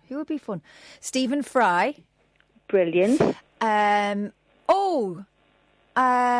would have... Stephen Fry. It's so obvious. Well, he can do all the talking. I don't have to entertain. Oh, do you know who I really like? Aisling B. Who? Yeah, she's a comedian, Irish comedian. I think she's funny. Okay. Oh, and Sharon Horgan. Well, all right. I tell you what. It's still my party. Come on, Iain, play the game. And who else? You've had 4. George Clooney. Okay. Oh, boring. I took my boys out to Pizza Express tonight before I came into work, and they were the most fun you could ever have. You're not allowed your kids. Of course you're allowed your kids. Bumlick. No, you're not. I don't bumlick my children. Yeah, that's actually quite offensive. What you just said to me. That's actually offensive. I think you're playing a game here. Come on, Iain. Be serious now. I'd have... Me. I'd have Paul McCartney. Me. You're not coming, because I'd actually... You'd annoy me. I'd have Paul McCartney. Oh. I'd have Bob Dylan. Okay. And I'd have Jesus Christ. How's about that then, guys and girls? I wouldn't have him. I'd have Jimmy Savile. I wouldn't have him. I'd have Jesus Christ, Paul McCartney and Bob Dylan. Right, okay. Oh, good. Okay. Well, who would you have? You, obviously. I'm not coming. You will be. I'd tape you to the chair. Wow! Even if you didn't want to eat anything, I would make you sit there. Listen to you, Do you know Sandra, what my favourite actor Bernhardt of all time, because of Blade Runner, is Rutger Hauer? Oh yeah. Love to sit and talk to him. I sat at this when I went to LA once years and years ago. I went to a fancy restaurant, and the next table, Rutger Hauer was sat there. Imagine. So jealous. Yeah. Then we had sex. I did get a signed photograph of him years and years ago, and when I moved, I misplaced I don't know what happened to it. I was gutted. I think your husband stole it. I'm not married anymore. Yeah, exactly. Yeah, no, I'm happy. Yes. We're not going into that. Let's not go into that now. Let's not. Anyway, no. Thank you very much for taking my call. Okay, thank you, Jackie. And I'll speak to you soon. Don't swear on the internet again. That's the lesson we've learnt tonight. 0344 499 1000. Oh, there's an interesting name on the switchboard. No. Let's see. We'll go to it after this. Uncut after-hours conversation for the up-all-night generation. The Late Night Alternative with Iain Lee on Talk Radio. We'll get you talking. 0344 499 1000 is the phone number. Giselle, stay there. Let's go to Rocky. It's not Rocky, it's Rob. I don't know where you got. Oh, I got all excited then. Hello, Rob. Really Why did you say, right, Sam, you're fired? Hello. Yeah, fine. Firstly, I blocked Jackie. I thought she was outrageous on Periscope. Yeah, she sounds like she needed blocking. Actually, I didn't want to say it to her. Do you know what? She actually sounded like good fun, to be honest. Steady on, mate. What do you mean good fun? I've just seen a picture of her as well. Hey, Iain, I'm phoning you. I'm one of these long-term listeners, first-time callers. Oh, there we go. Perfect. You're my kind of guy. And I'm talking LBC, Absolute, three counties, all the way through. Wow, so, hardcore. You were even with me in the lost years. Gosh, that's incredible. Thank you, man. I appreciate it. Well, no. Now I'm phoning you to thank you, and I'm thanking you. I'm phoning to thank you because I messaged you through Periscope because I was going to New York last year. Oh yeah. And I sent you a message, and I said to you, if I was to go to a restaurant, where should I go? And you said go to the Stardust. Yes. Restaurant. Do you remember? Yeah, I do. Did I email you that? Yeah, no. What happened was you messaged me, and I think you said it through. You said it through Periscope, okay. And then I went to New York, and I messaged you when I came back, and I said I went. Yeah. And what a fantastic place it was. For those who don't know, right, we got loads of new listeners. At some point last year, me and Kath took the show to New York for a week, and we landed there on a Sunday. And the first day, we dropped the stuff off at the hotel, and we just went for a walk up Broadway into Central Park and all of that. and we stumbled across. What's it called? The Star. Stardust. Ellen Stardust, Right. yeah. We, in fact, just stumbled across this restaurant. Just off Broadway. Yeah, just off Broadway. I went, should we go in here? And we looked through the window, and there were people stood on the tables. And I went, this could be a laugh, or it could be hell. Let's go in and have a look. And it's this brilliant diner, and all the staff are out of work actors, right? Well, in work as waiters. Well, yeah, they're working as waiters. They're wannabe Broadway stars. Oh yeah, and some of them have done Broadway shows. Some of them, men and women, and and let's be honest, some of the singing, you can see why perhaps they're not getting the work that they think they deserve. But but they do it with pizzazz, enthusiasm, and exuberance, and the show, and you're sat there eating, and there's a walkway through the middle which is raised, and people they go, okay, well that's my turn over. I want to bring out one of my best friends. It's Lucy. Well, it was amazing. I tell you what. So because of your recommendation, it was the last restaurant we went to, and I was with my wife and my 3 boys and my daughter, and I said we must go to this place. And it was the last day of the week in New York, and we went down there, and there was a big queue outside. Yeah. And my wife and my daughter going, "This is fantastic." My 3 boys are saying, "Do we really want to do this?" And we queued up. And we went out. I said, no, Ian and Kath have recommended this place. We've got to do this. And we went in, and my wife and my daughter had a fantastic time. My 3 boys sat there and cringed through the whole experience to the point where my oldest son was looking at me saying, just head in his hands. When they came up, they were singing with the microphone and put it in his face. And it was wonderful. How old? It was wonderful. How old are your boys and how old's your girl?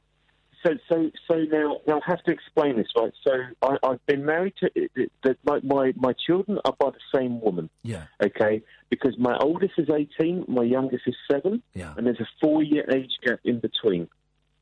And so 18, 14, 11, and 7. And the way I explain that, so 3 boys and a girl, is it's taken us 4 years to forget what it's like having a newborn baby in the house. Yeah, I bet it does. It does. You know? Yeah, you do forget. And then and people say, what happened? Alcohol. Yeah. and then we wake up, what happened? And my wife says, there's another one coming, and we think fantastic.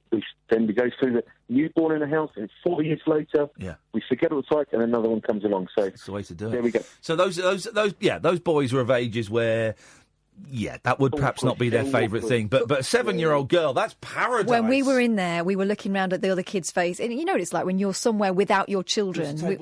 We were looking, weren't they? And the kids' faces were lighting up. The girls were loving it. My kids would love that. Yeah, my boys are at the age where they'd love it. Yeah. A couple of years hence, they might not. Hence, getting you. But yeah, but the food was great, wasn't it? It was all right. It was okay, but I'll be honest with you, it was all right. But the entertainment was right. Now, one other thing, because conscious of other callers. Yeah. Two things. One question, and then I want to play the yes and no game. One question is, this is like a really boring question, but I'll pose it to you anyway. What film do you think they should have made a follow-up movie to? Do you know what? That's actually a genius question. That is a genius question. Yeah, but if a film is that good that you want more, they shouldn't make They should have made a follow-up to The Godfather Part 3 and called it The Godfather Part 4. No, you can't do that. You can't do that. Okay, I'll give you E.T. Well, they were... I thought... Because I remember at the time, there were rumours going around they were going to make another, like, E.T. 2, and it was either going to be Elliot Goes to E.T. Land... or E.T. was going to come back with his girlfriend. Oh, come on. That was that was floating around, and I don't know why they didn't do an E.T. 2. He's right. Of course, they should have done an E.T. 2. I think they should remake. They should remake Annie and show what a spoilt cow she becomes. Well, hang on a minute. Can I? Sorry, Rob. I've got to be a pendant. They're not talking about remakes. We're talking about sequels. Well, that's what I mean. Yeah, Do a but sequel. you said I know. You said remake, and then you explained the plot of a sequel. So just really choose your words carefully, right? It's a follow-up. It's a sequel. It's no remake. So it's not a remake. All right, it's a sequel, all right. God, I hate boys. What a spod. So Spielberg said he couldn't do a follow-up to E.T. because it was the most perfect film he ever made. Well, all right, hang on a minute. if it was the most perfect, then why did he go back and get rid of all the guns and get rid of the guns and the cigarettes and turn them into torches? And then why did he go back later and reanimate E.T.? If it was so perfect, because Spielberg is full of it. Yeah. Yeah, what do you know he's talking about? Can I play yes no game? Well, I don't know if you're good enough to play it. What do you think? I think I might be. Are you sure? Possibly. Okay, so you said you got 2 boys and 2 girls. What were their names? Oliver, Edward, Joseph and Bonnie. Hang on, that's 3 boys. That's 3 boys and 1 girl. Okie dokie. And you're sure they're all yours? I would I would hope so. You sure? You can never be sure. I hope your wife's not listening. So basically, he's suggesting his wife playing away. His wife playing outrageous behaviour. When did you go to New York? I can't remember. You did tell me. I went during August. I went during. It's like I'm speaking to August would do, wouldn't it? I'm speaking to an algorithm. I went during August. It gets flipping hot in August there, doesn't it? Mm. It was hot when you were out there because you were complaining about the heat, but when we went out there, that probably, I don't know, a few months later, it was perfect. It was warm but not humid. Because you were complaining about the humidity, right? Yeah, we were in June. Oh, you just said yeah? Yeah. He said yeah! Thank you, Rob. No, hang on a bit. I'm allowed to say yes or no. I'm Des O'Connor. I didn't know that was a rule. Oh, get lost. And he said I didn't know that. That counts. No, it doesn't count. All right. This is Talk Radio. The Late Night Alternative with Iain Lee. Unfiltered Night Talk with the original king of unconventional conversation on Talk Radio. We have ways of making you talk. 03444991000 is the telephone number if you want to give us a call. Good evening, Giselle. Hello. Hello, Giselle. How's it going? Not too bad. How are you? Are you sure? You don't sound convinced. I'm not convinced. Are you not? Not entirely. I love the fact that by playing this game, it is creating the most stilted 3 hours of radio. Yeah, stirring up quite a bit of resentment as Call well. up the Arias. Sorry? Call up the Arias. Call up the Arias! What have you got for us, Giselle? I heard you mention earlier that you had the luxury of travelling on one of those old-style trains from Norwich to Liverpool Street. Did I? Yeah, you did. Easy. When you came from Yarmouth. Yeah, I know I did. I just saw an easy opportunity to get you to say yeah. You did. Thank you very much. Yeah, no, I did it. So I've done it now.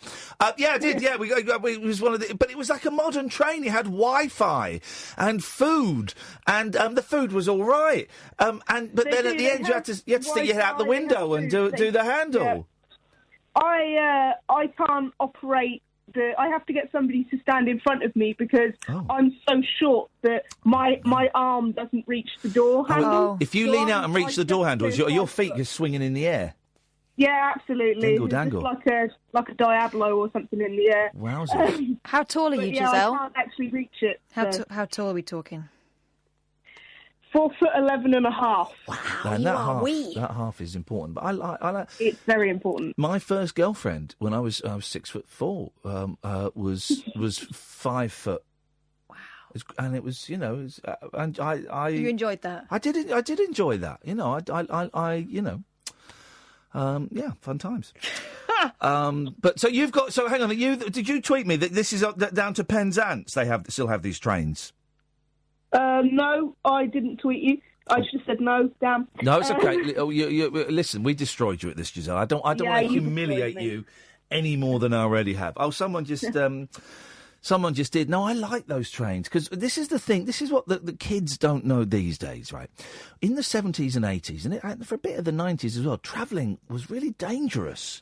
Everything was dangerous. And now, what with health and safety and political correctness and locks and the influx of Poles and Muslims, everything is so safe these days. Everything is safe. It's unbelievable. They don't have chargers on those trains, though. They don't have charging ports, so you can't sit there and do any work or play on your phone. This one had a plug. This one had plugs on it. They're plugs. Oh, wow. There are plug sockets all the way down on a train. How do they do that? I don't know. I don't understand electrical mechanics. And it had Wi-Fi. Yeah. The Wi-Fi was great. I was watching. Pay? You didn't. It was free, and I was watching a movie on a train. I hadn't downloaded it. It was happy days. It was the future and the past.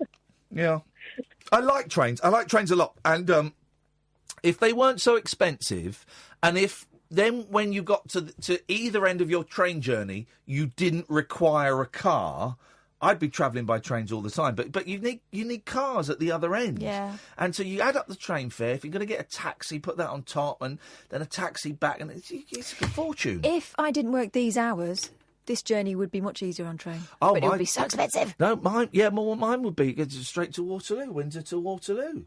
It's 20 quid a day, 100 quid a week. I don't pay congestion charge because I put Vaseline on my number plates, so I'm quids in. I think that works. Giselle, did we get everything you wanted to say? Yeah. Yay! Thanks for calling. Sucker. Absolute. I said sucker. Yeah, okay, just to clarify, that was what I said there. And there we go, 95 minutes into the show, the switchboard is empty. That's not a bad run, is it? That's not a bad run for a Thursday night.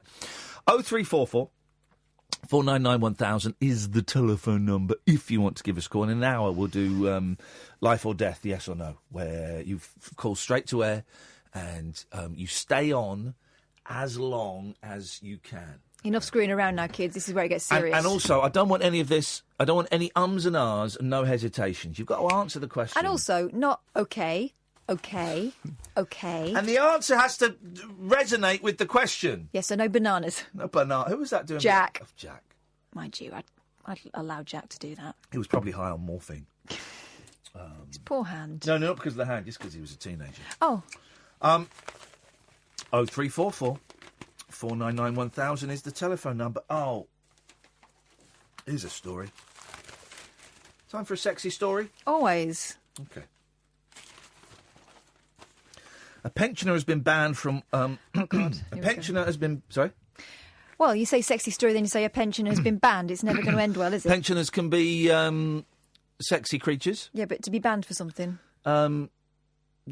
Not Jeanette Cranky. The woman who plays the Queen. Helen Mirren. It's not. She's been banned? No. A pensioner has been banned from farms in Britain after being caught abusing a cow. Oh, my God. For his own sexual pleasure. Well, it's not for the cows, is it? Shocked neighbours saw John Curnow, and there's a picture of John there. Oh, John. And you know you're having a bad day when in the Daily Mirror there's a picture of you, and underneath it says pervert. But they didn't really need to underline that, did they? Shocked neighbours saw John Curnow, 80, stroking and talking to a herd of 150 cows and trying to have sex with one of them. Oh, gosh. The farm's owners, who says the cows are part of the family... See, what, you go and kill your children as well and then serve their heads up for... I don't milk my family members. Well. I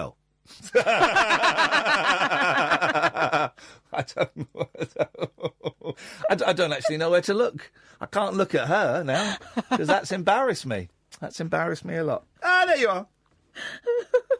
The farm's owners, who say the cows are part of their family and they do milk their family members, also twice caught him with his pants and trousers down last summer.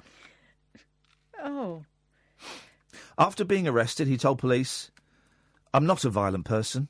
I have a weakness with animals. Your sweetness is my weakness." Curnow of Wembley, North London, was found... Here we go. Oh, Scott doesn't listen to phone-in radio anymore. Was found guilty of 2 counts of outraging public decency by molesting cows at Park Lodge Farm in Uxbridge. Oh, God. Uxbridge. Magistrates banned him from farms and will sentence him later. I'm going to take a photo of that. Banned from farms. Banned from farms. That means every farm is going to have that picture of John Curnow on the gate. No. With the word pervert. Deary me. He keeps going back to the same place. Maybe he's in love. Yeah. Maybe he's in love. Out of all of the 100, he's picked one. A cow. No. They must. I don't know. Cows are quite aggressive, aren't they, in herds? Why don't they see him off? Maybe it did see him off. We don't know how far he got.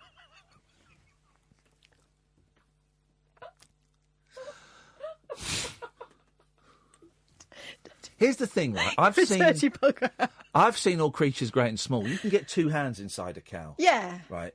So. Yeah, but that doesn't mean you should. It's like a joss stick in a cathedral, isn't it? Isn't it, though? Wizard sleep. It's none of his business. No. That was a medical procedure. Interfering with cows. We really have plumbed new depths this evening, haven't we? Let's take a break. The Late Night Alternative with Iain Lee. On air and off the leash. On Talk Radio. 03444991000, 12:30. We're going to take calls straight to air and play Life or Death. Life and Death, yes or no. Where you call in, I read out a celebrity's name, and I say life or death, and you say yes or no, and we decide which celebrity we're going to kill. No, what? That's got way more complicated. Although, when you meet ITV, yes, we're going. It's an idea, isn't it? We are going to play yes or no game, but it's really going to count. We're playing yes or no game with everyone tonight, and we're winning. House is winning. House rules. But we will. Cut you off if you mess up. Stop talking to me. I'm talking. Well, stop it. I'm talking too much. Good evening, Simon. Hi, Ian. Hi, Kath. Hello, Simon. Are you right? Okay, thank you. And yourself? So far. I love it. Everyone's just doing this very monotone. I'm okay, thank you. And yourself? How are you doing? I'm doing all right. I tell you what I'm doing. I'm in a good mood because I got some T-shirts from the Beano. The Beano sent me some T-shirts, right? Because I tweeted... Sorry? Really? I thought you said, oh, yeah. I thought about it, but didn't quite say it. Did those words come out of your mouth? No, not quite. No, 19? You haven't actually... You haven't really got a stammer, have you? No, yes, no, you win on that one. Oh. Hey! So, what was that? So, hang on a minute. I tweeted. I mentioned the Beano on Twitter or something, and they sent me a load of T-shirts, and it said, "Your kids are going to think you're a cool dad," right? So I thought they were T-shirts for the kids. So I took them home to Dan and said, "I've got some T-shirts for you," and they got them out, and they were massive, and they were like adult size, right? So I was like, there were 4 of them, right? And I was like, "Oh, do you want them?" I said, "Yeah." I said, "I think they're massive. They're adult size." And they said, "Yeah, we will." I said, "Why don't I have them and I'll buy you some more?" But one of them has got it's Banana Man, and it's got the hang on a minute. Let me go to beano.com, right? It's not an inappropriate Banana Man, is it? Is it? It kind of is. Oh my. I saw it and I thought, oh, that's a little bit. So hang on a minute. Go to menu. Beano.com is the place to go to. Clothing and accessories, grown-ups, right? So it's what's Eric from Arcacia Avenue doing? It's Banana Man. It says kiss my potassium. Oh. But the ass in potassium is highlighted. You have a look, Beano.com, and then go to clothing and adults and scroll. I mean, it's a great T-shirt. Kiss my potassium. But it's not really Beano shop appropriate for kids. So I've ordered them some other T-shirts. But there's some good stuff. And while I was on there, I've subscribed to the Beano for a year. Oh, my daughter's... Oh, I like the Dennis the Menace T-shirt. I might have to have one. No, because I've got that, and I've just never had the guts to wear it. Yeah, but it'll look cool on me. OK, it'll look cool on me. But you don't get any more the wallet and stuff that you used to get. Oh, what, and the fuzzy badge? Yeah, you don't get that. That's a bit cack. But anyway, I've subscribed to them, so that's that. Kiss my potassium. Anyway, Simon, yes, go on. Yeah, absolutely. Yep.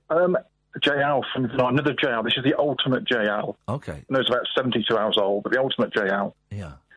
Janice Long. Janice Long, Keith Chegwin's sister. That's right. That's right. And the other thing was, I like Janice Long. Yeah. I thought your handling last night of Kieran was brilliant, and I went back today. Yeah. to look for it and can't find it. Well, listen, that episode will live forever in our memories, and there'll be a best of podcast. What was in the best of podcast? From that? Not that. Okay. Well, we can put that out. That can go out. Well, I just thought best not. No, we can put that out as a best Well, of. no, the best of podcast is something else and just as good. There'll be a best of, but let's just let that one live in our memories. Okay, right. Shall we? Just we could put it out, but it just makes life easier if that one sits on the shelf gathering dust for a little while. Did you discover who it was or not? No. We don't. We have no idea who that was. Let's hope he rings again, because I'm sure you can handle it just as well. Oh, it was fun. I had a great time. I mean, this is the thing, guys. If people want to phone up and say they think the show is crap, or they think I'm a crap dad or a terrible human being, I mean, I don't know why you'd want to phone up and tell someone that, but this is probably the only show in this country and one of the few shows in the world. Well, you'll get a fair crack of the whip. If anything, you'll get more cracks of the whip than anyone else. So, if Kieran wants to phone up again, he'd be very, very welcome. But, I feel sorry for his poor, pathetic, sad little life. I think Kieran playing the yes-no game would be entertaining. Oh, bless him. Well, it was a good old show, but onwards and upwards, Simon. Was there something else? Cheers.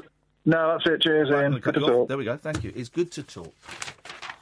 As Bob Hoskins once said, 0344 499 1000 is the telephone number. Here's a good story. Tony Blackburn's 75th birthday the other day. 75 years old. He's brilliant, Tony. I've had the great pleasure. I've got the same agent as Tony now. But when we were at the BBC, he used to work there, and he would come in, and I think he'd come in like every fortnight and pre-record 2 shows, and then he'd come in on a Friday. And because that man works hard, he wasn't just working at 3 counties. He was at 5 stations. Yeah, 5 stations. And it was always a joy when Tony Blackburn walked into the office, because he just always had something to say, and I'm in awe of him, right? Because he is, whatever you may think of what he became, right? And it became uncool, the smashy nicey thing. He was always on the radio when I was a kid. He was always on the radio, and he was always there. And that kind of broadcasting became a bit uncool. But to still be working 50 years later, right, and working high profile. He's back on BBC London. He's on Radio 2. He's all of this stuff. You've got to be doing something right. And he's brilliant. He's brilliant, right? And it was a thrill that I'd be sat there, because I didn't want to really bother him. He'd wander over to us, because I think he gets a little bit lonely, a little bit bored working. So he'd wander over to us and he'd chat. He'd chat and he'd talk nonsense, and he'd make jokes, and it was wonderful. The other thing about him is he is just a really nice bloke. There appears to be no side with him whatsoever. And I've met a number of that generation of broadcaster where they were massive, and we're talking like movie star massive, because there was only 3 channels. Was there 3 channels? 2 channels, probably. Yeah. But he's not affected by it at all. Just a really, really sound bloke. He used to listen to my LBC show, and I saw him once at an award thing, and he said, I've just got to say, I love your show. And I was like, wow. And I never forget once, this may be before I met him, we had a Tony Blackburn impersonator would phone, hey, it's Tony Blackburn here. And it was a pretty good impression. Pretty good. And while he was on, my producer, Chris, typed on the screen, I've got real Tony Blackburn's phone number. Should we give him a call? I went, yeah, sure, it'll be brilliant. So we had fake Tony Blackburn and then real Tony Blackburn on it. It was one of my favourite things, and he's such a good sport. Anyway, listen to this, right? Because he did get shafted a bit by the BBC, and that's all, there's been proved to be a mistake on their part. Tony Blackburn has signed a 2-year deal with Radio 2 at the age of 75, but jokes he hopes he lives long enough to see it out. You can't shut him up, that man. The Golden Hour and Sounds of the 60s host's contract will run until 2020. Well done, mate. Tony said, I have got another 2-year contract with the BBC. It's a matter of actually trying to live as long as your contract's now. It's a massive vote of confidence, blah, blah, blah, stuff that went on, and I don't really want to go into that because the BBC screwed it up massively. But he was so gracious about it. Yeah. Oh, even though it hurt, they shafted him. It broke his heart, and I thought that was going to kill him, He hosts Tony Blackburn's Golden Hour on Fridays at 7 and the 2-hour Sounds of the 60s at 6 a.m. on Saturdays, repeated Sundays. The veteran DJ said of staying on air, I think you can keep going so long as the voice is there. Terry Wogan would have carried on, but he added, some people go on a bit too long. Tony hosted his first BBC radio programme in August 1967, then launched BBC Radio 1 the following month as its first breakfast show host. There's a nice bit of good news of a good person getting what they deserve and then some. Well done, Tony, that we should still be doing this. Jesus, only in 31 years. I was doing death maths today. A lot of death maths. Well, that's always healthy. Here we go. If in doubt, go to the Daily Mirror, page 8 or page 11. They'll always fill it up with some tap. KFC's hip-hop chicken ad is Britain's foulest, judging by the number of complaints. Oh. It pulled 755 moans ahead of Money Supermarket's Strutters versus Builders at number 2. Despite 30,000 complaints in 2017, the ASA, the Advertising Standards Agency, found no grounds to ban any of the top 10, although in a number of cases the ads were withdrawn before they were investigated. OK, so here we have the top 10 most complained about adverts. Oh, wow. Are these of ever? Yeah, they are. Number five. This is brilliant, right? And some of you will know who was in this ad. McDonald's ad featuring a boy. Oh, no, it's a different one. Alex Lowe was in an ad for McDonald's. And the premise was he only got to see his son at weekends, and Vanessa Feltz complained about it, and the ad got pulled off. Why? Because it was the only thing they could talk about. McDonald's. Yeah, something I don't know.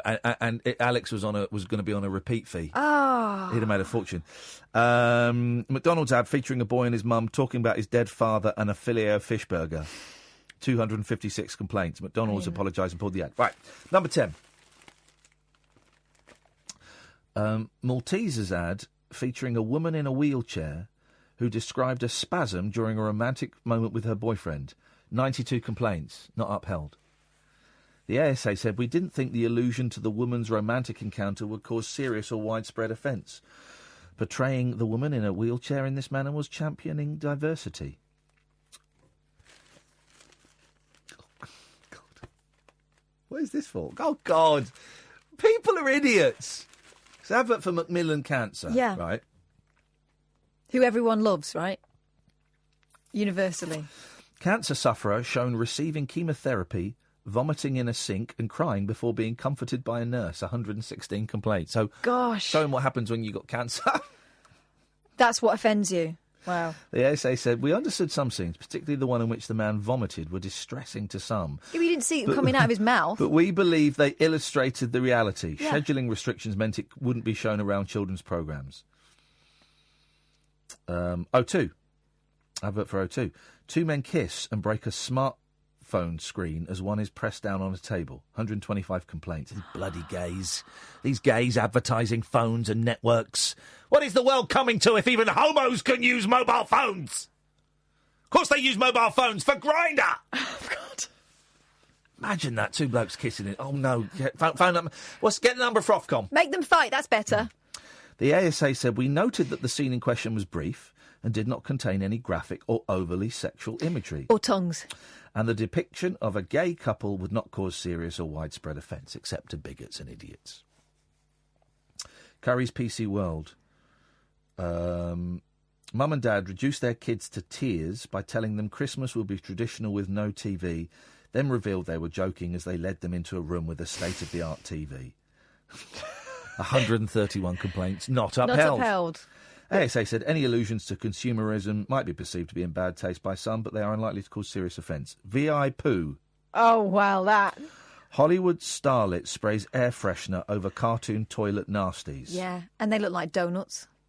It was a light-hearted way of introducing the product. We didn't consider its reference to the devil's dumplings likely to break our rules on offence. I must admit, I didn't like the name VI Poo. No, but the devil's dumplings, they deserve extra points for that. Match.com showing a lesbian couple kissing. 293 complaints. That's 170 complaints more than the gay men. So that proves that despite what we might think, people are more prejudiced against lesbians. Or they were complaining that the scene was not held long enough. Dove, number 3. Oh, I know what this one is. What is it? Is this the one where she takes a black woman takes her skin off and becomes a white woman? No. All right. Dove breastfeeding ad asked for debate on rights and wrongs in MAG's social media and website. I didn't get why this one got so many complaints, and I remember this. Money supermarket strutters versus builders dance-off, with female builder out-twerking them all. Remember that advert? Yeah. 455 complaints not upheld. We thought that the characters' movements would be seen as dance moves and not in a sexual context. We ruled it was unlikely to condone or encourage any harmful discriminatory behaviour. And KFC, number 1, KFC's Dancing Chicken, 755 complaints, not upheld.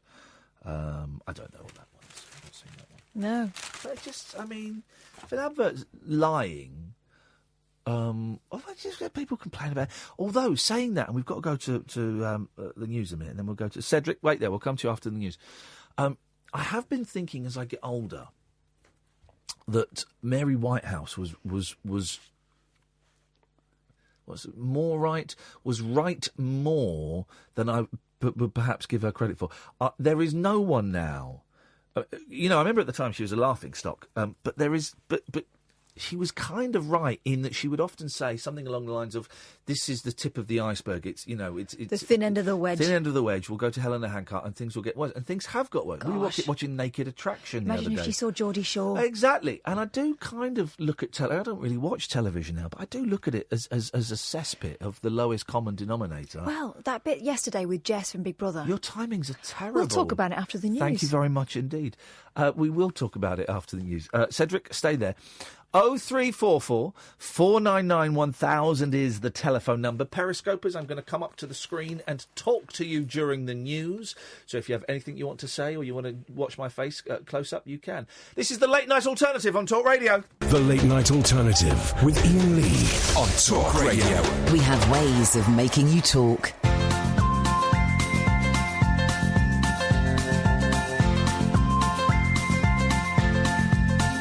There's a voice that keeps on calling me down the road. That's where I'll always be. Every stop I make a new friend. Can't stay for long, just turn around and I'm gone again. Maybe tomorrow I'll wanna settle down. Until tomorrow I'll just keep moving on down this road that never seems to end. When new adventure lies just around the bend. So if you wanna join me for a while, just grab your hat, come travel light, that's old style. Maybe tomorrow I'll wanna settle down. Until tomorrow, the whole world is my home. So if you wanna join me for a while, just grab your hat, come travel light, that's old style.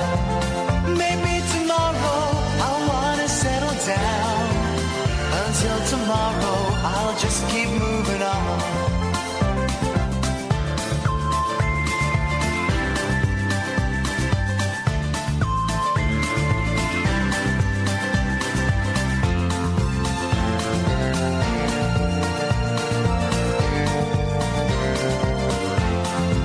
Maybe tomorrow, I'll wanna settle down. Until tomorrow, I'll just keep moving on. There's a world that's waiting to unfold, a brand new tale no one has ever told. We've journeyed far, but you know it won't be long. We're almost there and we've paid our fare with a hobo song. Maybe tomorrow I'll wanna settle down. Until tomorrow I'll just keep moving on. So if you wanna join me for a while, just grab your hat, come travel light, that's old style. Maybe tomorrow I'll find what I call home. Until tomorrow, you know I'm free to roll. Shakalaka. 0344 499 1000. 25 minutes till we take calls straight to air and we play life or death, yes or no. You phone in, we're straight into the yes-no game, and if you say yes or you say no, then we cut you off. Let's head to Reading, where I'm going to be on Saturday at some point, but I don't know the exact timings. And let's speak to Cedric. Hi, Ian. Hey, Cedric, how you doing, man? Hi, I'm fine, thank you. How are you? I'm fine, you all right? Great, yeah. Yay! I know it gets a bit tedious 2 hours down the line, but we've kind of said we're going to do it for the whole show. We have to bully all of our callers for the whole show. Didn't last long. What you got for us, Cedric? Well, you were talking about cows earlier. Unfortunately, we were. Yeah. Yes. Do you know what the plural of beef is?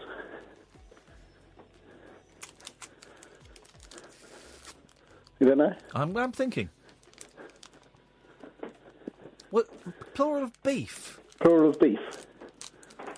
Beef, innit? Shush. What's he talking? This guy's phoned in with an intelligent question. You reckon? What's wrong with you? Have you just seen your Twitter? Yeah. Okay. You shouldn't leave your Twitter. Cheating. You shouldn't leave your Twitter. You shouldn't leave your Twitter open when you go out. You leave it open, people are gonna. If that's the rule, Yeah. you better watch yourself. Well, I'm not, they saw on Periscope. No one said anything. I'm going to say buff. No, it's beeves. Beeves? Beeves. Beeves, as in B-E-E-V-E-S? Yep. OK, it makes sense. Dwarf, dwarves, roof, roofs, beef, beeves. Well, it didn't make sense to me, but apparently it's true. Shut up, man! You're saying it's actually true. It's true. But then you can't. But surely you don't have plurals of beef. If you have like one stack of beef and another stack of beef, that's just a lot of beef. I've got a lot of beef. Yeah, well, I know you have, mate. But I can't make jokes. Well, I was watching the film Bone Tomahawk on Netflix. Yeah. They talk about beeves at the beginning of the film. It's right. Beeves, plural form of beef. He's absolutely right. Beeves. This is insane. Well, we've learned something today. I've learned when we went to Pizza Express, me and the boys, and they've changed the handouts that the kids get. I think these restaurants should change the handouts every 3 months, right? But because they've changed them, and so it's new stuff on there. And there was a game of snakes and ladders on there, right? But the snakes and ladders, they've added little talking points along the way, and one of them was you landed on a square. Tell everyone what it is. One thing you've learnt today. What a great question. And I would now, if we were to play it now, I would say, well, I've learnt the plural of beef is beeves. Yeah, there you go. Blew my mind, that one. Okay, nice one. So, anything else? I have got a couple more JLs.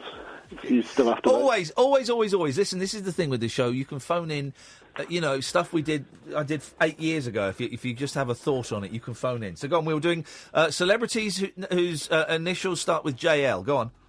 Yeah, I don't know if you've had these. John Le Mesurier. Oh, mate, no, we didn't have John Le Mesurier. How did we not have that? Josie Long. I've got to stop you there. We did have Josie Long. I thought so, and I've just Googled it. Le Mesurier is 2 words. Yeah. Oh, is it? Yeah. Oh, damn it. Yeah, damn you, John Le Mesurier, who was, of course, married to... Hattie Jakes. And, of course, she had an affair... She had an affair with someone. I want to say Hancock. It wasn't Hancock. No, it wasn't. It was not Spike Milligan, the other one. Benteen. No, that looked like Spike Milligan. But they kind of, all 3 of them lived together for a long... Sykes. Eric Sykes. Boom. There we go. Josie Long we had. You got one more try. One more go. Jonah Lomu. Yeah, I'm going to cut you off, Cedric. Ah. Yeah, that disappointment there says it all. What's wrong with you, mate? Just taking my Mars bar back because I got one from my mate and then I came back and I realised that he's not my mate. I didn't really want any chocolate. I was just saying. Good, I'll have it myself. All right, fine. Well, that's just selfish. Thank you very much indeed. Hang on, I might be able to clip my back. Hang on. I'll clip my legs. I'll clip my back. Here we go. This is my back. You ready? Oh, dear. This is it. You sure that was your back? That sounded like a ripper. What are we going to do? I don't know where I stand on these grid girls and the darts girls. It feels horribly outdated, horribly old-fashioned, very 70s. But then it's also women being done out of work, and I'm aware that it's not really my argument because I'm a bloke and I'm doing all right. I'm a white middle class bloke and I've always done all right. Everything's been stacked in my favour, so I don't know. I don't think it's necessarily a great example. Well, why is it not a great example? I don't know. What is their purpose? They're decoration, aren't they? Yep. That's a human being. Mm-hmm. And they're totally consenting to it. Yeah. And but the kids that went up the chimneys were consenting. They were earning some money as well, weren't they? I don't think the kids necessarily were consenting. I think they were. They were earning money for their families. Yeah, but and then that money was taken away. Okay, how cruel! Okay, right, but that doesn't work because we have decided in this country that children are unable to make their own decisions in that respect now. We have now, yeah. We have now. But given that you're saying, if you're making that comparison, you're saying that women's lives are in danger by being a grid girl, and that they are unable to make their own decision. No, I'm not. I'm just saying that certain trades have gone out of fashion. Oh, come on. Chimney children. And acceptability. And if they weren't called chimney children, God damn it, they should have been. I don't think it's a case that they went out of fashion. They did go out of fashion. They were all the go at one point. How late? When was the last child to be sent up a chimney? I bet it was like 1974 or something. I bet there were kids going up chimneys. Not kids. I bet there were. When was the last child to be sent up a chimney? And also, what was the thing? Have you ever had a chimney sweep round? No, I haven't got a chimney. Oh. Well, it would be a bit weird. Well, you haven't. Hello, chimney sweep. I haven't got a chimney. You've never lived in a house with a chimney ever? No. God, I spent most of my life I've lived in homes with chimneys. No. When I was a kid, we had a chimney up until the age of 11. Then when we moved 0344 499 1000, because this is going to get quite boring now. But when we moved in 1984 to this house that wasn't a council house, and it didn't have a fire, it didn't have radiators then, it had the weirdest heating. Air. Yeah, my granddad had that. It had a certain smell to it as well, didn't it? Well, no, because it was rubbish. So you'd have, like, in the living room, there were little vents in the floor, and you could close them or open them.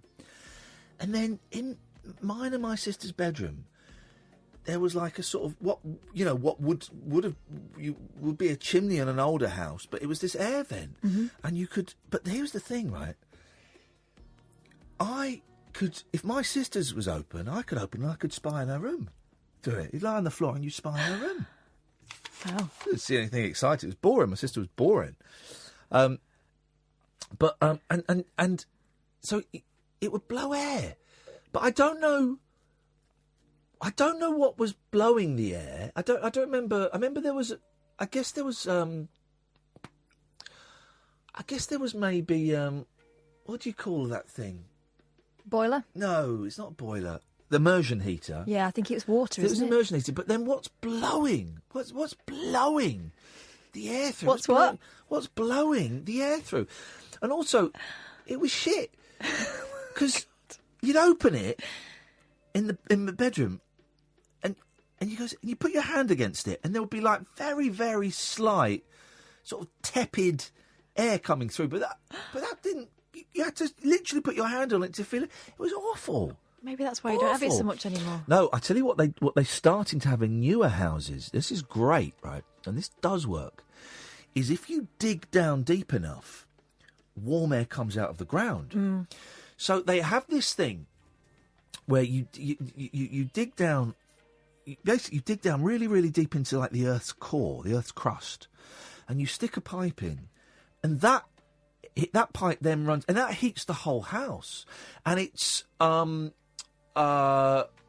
do they call it? Renewable energy, because it's using nature. How'd you turn it down though? Well, I guess, and I'm just guessing that you would have a system where you could shut it. You'd be able to shut it off. Or I guess you'd have to have a system that cools. So instead of heating, it cools. I don't know. 0344 499 1000 if you've got a pipe shoved into the ground to heat your house. G, stay there, come to the bit. This is the late night alternative, 15 minutes away from life and death, yes or no game, only on Talk Radio. Across the UK, online and on DAB. The late night alternative with Iain Lee on Talk Radio. 0344 499 1000 is the telephone number. Here come the calls. Good evening, G. Hello, Iain. Hi, Kath. Hello. How you doing, man? You're right. Right. With JL as their initials. Yes. Jean Levan. Have we had it? Well, who's Jean Levan? The polka king himself. Oh, yeah.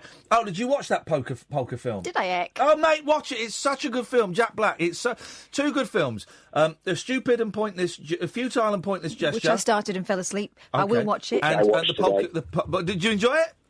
I loved both of them, actually. Yeah, and the Polka King with Jack Black, both on Netflix. Go, there you go. Well, grab them. And if you're not signed up, sign up for free for a month and then cancel it. Or slip me a $5 and I'll tell you his password. No, because you don't use my login. Okay? No, you don't. Because Netflix are really cracking down on that stuff now. They crack down on that, and if they find out that it's getting passed around, they close the accounts. So shut change your DNS. Yeah, exactly. No, you can't do that anymore. They're cracking down on VPNs. Not that it's relevant to us, because we wouldn't do it. Of course not. Anyway, go on. No, I'd never do that. Go on. What else you got? That was it, buddy. Oh. Made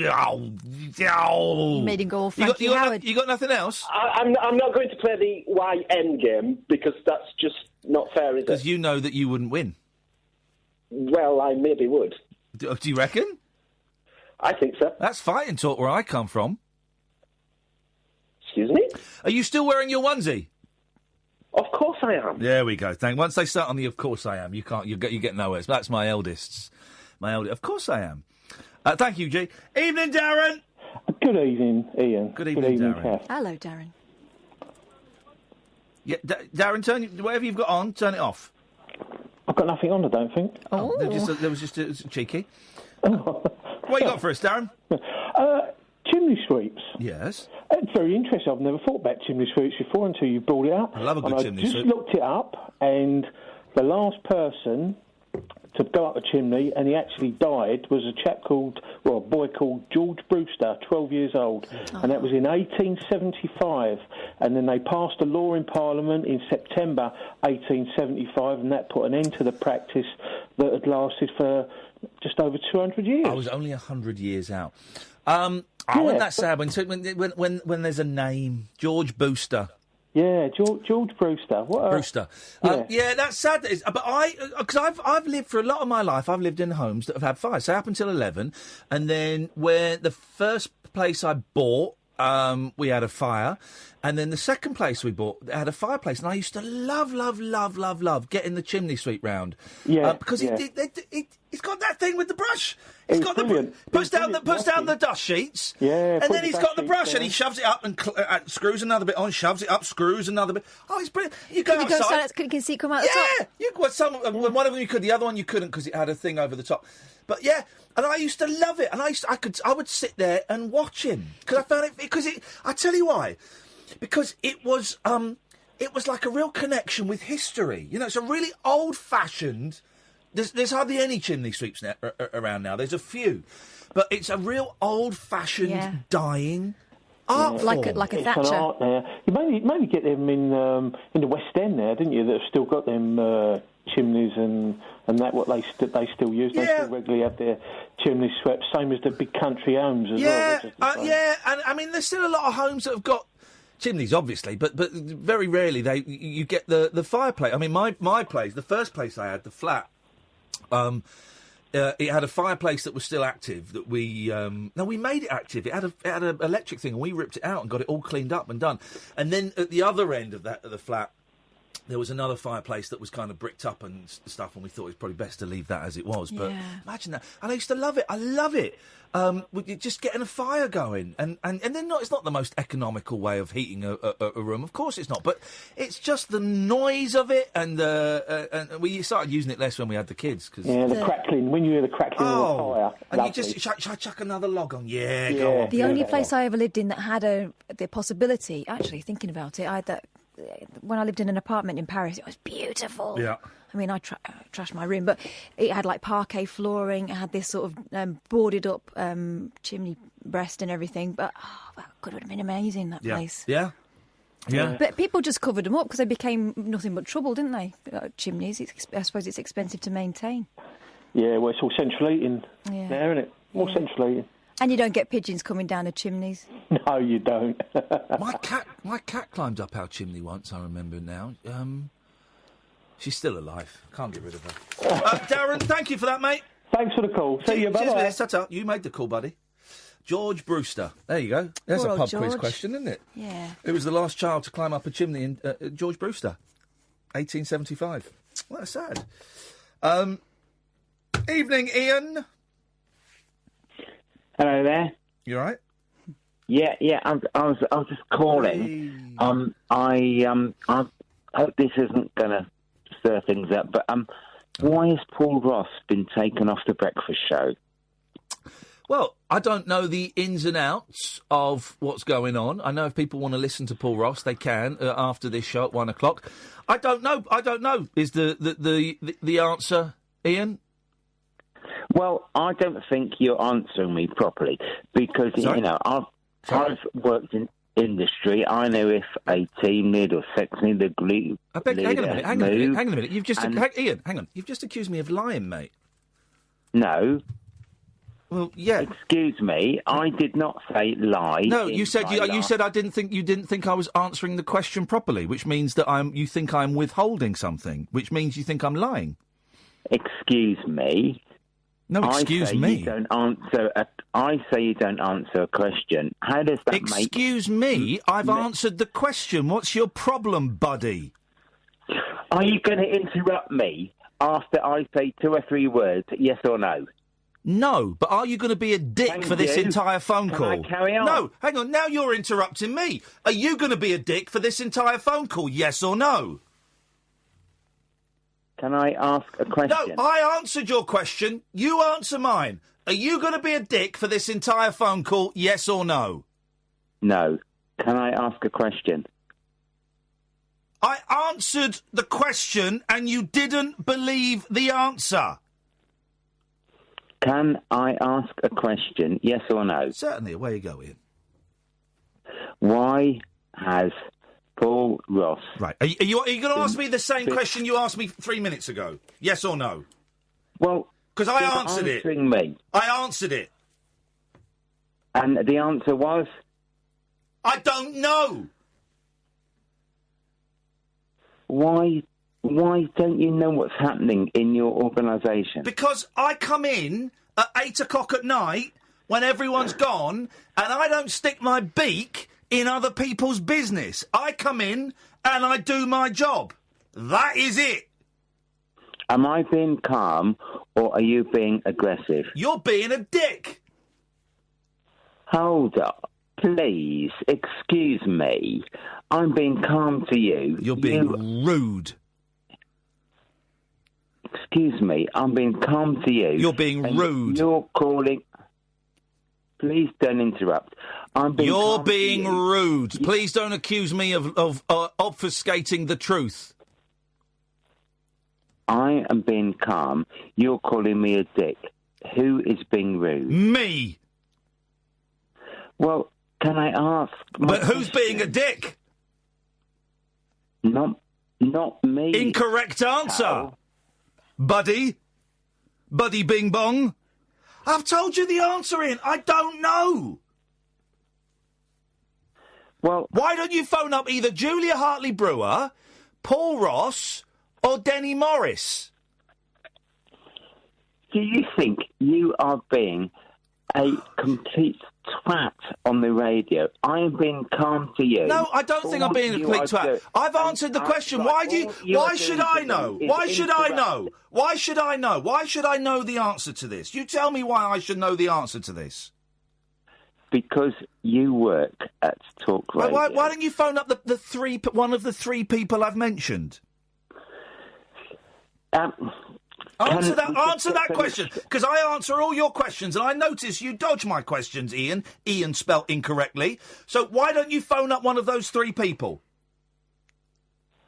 Ian spelt incorrectly. I've not spelt Dodge my the name question. for you. Dodge the question. Give me the question. So you're not even listening to me. That shows how rude you're being. You're not even listening to me. It shows how rude you are. What a rude man. You're not even listening. Please give me the question. I gave you the question. You weren't listening because you're rude. Just give me the question again, please. Gosh, now he's being aggressive.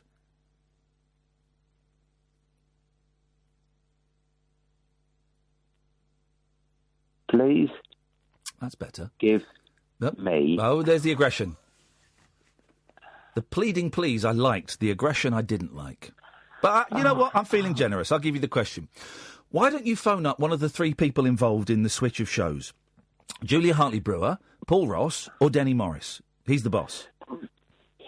Because they are not on. This is a phone in. Paul Ross will be on in 35 minutes. Please do not interrupt. Please stop speaking like Robbie the robot. Me the question. You are speaking like a robot. Danger, Will Robinson, danger. I'm just trying to answer you. Okay. The reason I'm not answering, I'm not speaking to Julie Hartley-Brewer and etc., is because they're not on. I'm answering you, and you asked me why do I not phone them. It's because they're not on. Okay. So I don't know the answer. Honestly, Ian, I'm not being cute. I honestly don't know the answer. Okay, well, that's a fair response. But that was my initial response 5 minutes ago, and you didn't believe it. So I don't know what's changed. Well, the reason I didn't believe it is because you work for Talk Radio. So what? So what? Know... So does Sam works for Talk Radio, the guy that answers the phones. Maybe he must know then. And the cleaner must know because she works for Talk. Look, I will interrupt you because you're talking out of your anus. Why should I know just because I work in the same company? Why should I know that? Well, it would seem a reasonable thing to ask someone who works in the company what is happening in the company. You've asked. For you to say that you don't know what's happening in the company, yes, just seems to me that you don't know what is happening around you. Yeah, exactly. You've got it. That's it. You've got it. You've totally got it. I don't know what's happening around me in the company. And because it's none of my business. And it's none of your business. So deal with it. So you work for a radio station. I don't work for them. I am phoning Ian, let me tell you something. You just said this incorrect. I don't work for them. I don't. Interrupting me again. No, because you're wrong. I don't. Interrupting me again. You've said something that's wrong. Let me correct you. Let me educate you. I don't work for Talk Radio. I'm self-employed. And okay, who pays your agent? Sorry? I pay my agent 15% of everything I earn. Imagine. So how do you get your wages? Well, I'm self-employed, and I subcontract my... Excuse me. Okay. Excuse me! This is Alan Caddick. Who pays your agent? I pay my agent 15% out of everything. Imagine. Who pays the other 85 per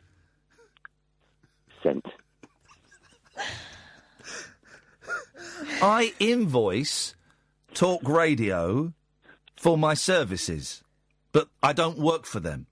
I am self-employed. So, do you think that 85% of what you earn comes from Talk Radio? 85% of what I earn? No. Look, 85% of my income does not come from Talk Radio. Because I work for loads of other... I do jobs as a self-employed person for loads of other people. So I can tell you that around about last tax year, about 65% of what I earn... Why am I even telling you this? It's none of your business, you nosy bonk. I don't really care about your income. Then why do you keep asking about my income? Because you raised it. I'm talking about... You ask specific questions about percentages, buddy Bing Bong. Very slowly. Please don't interrupt me. Are you speaking to me or the lady? I've phoned up Talk Radio. Hello? Hello, caller? Yeah, I phoned Talk Radio. Well, and I've answered your question. You don't believe the answer, so where does that leave us? You think I'm a liar, I think you're a dick. I mean, do we walk away from it now? No. You're going to keep asking me the same question until I tell you that Julia Hartley-Brewer had dirt on Paul Ross and she blackmailed him and said, you better give me the breakfast show, otherwise I'm going to release this videotape. And Paul Ross went, OK. And that's why the switch happened. Damn, he got it out of me! He got it out of me! Here's the thing, Ian. Maybe the people involved in this, and I mean this genuinely, maybe they don't want us talking about this. Because it's none of my business. It's none of my business. All I know is I've now got the pleasure 4 nights a week of seeing Paul Ross on the other side of the glass, a man who I think is one of the greatest broadcasters and producers this country has had, and he comes in and takes over from me. What a thrill. That's all I know. Honestly, buddy. I'm not covering anything up, although I would say that. I don't know what goes on the other shows because they're nothing to do with me.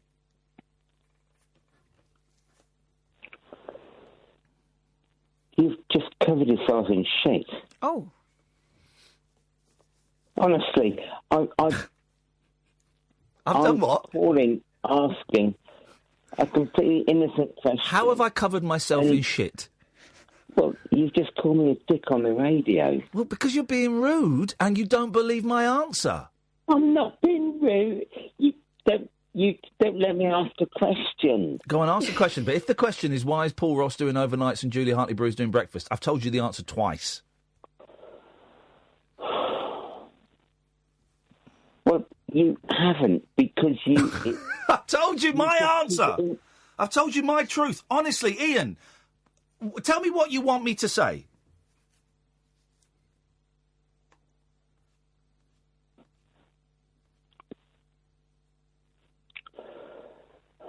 For a start, I'd like you to stop being rude.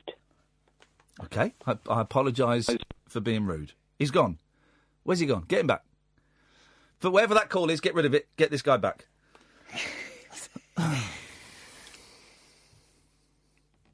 This man has definitely got beeves. He's got so many beeves. That's why he said, you've not let me ask a question. He's asked about a 15. I suspect his battery might have died. By battery, I don't mean in his phone, I mean in his brain. Right.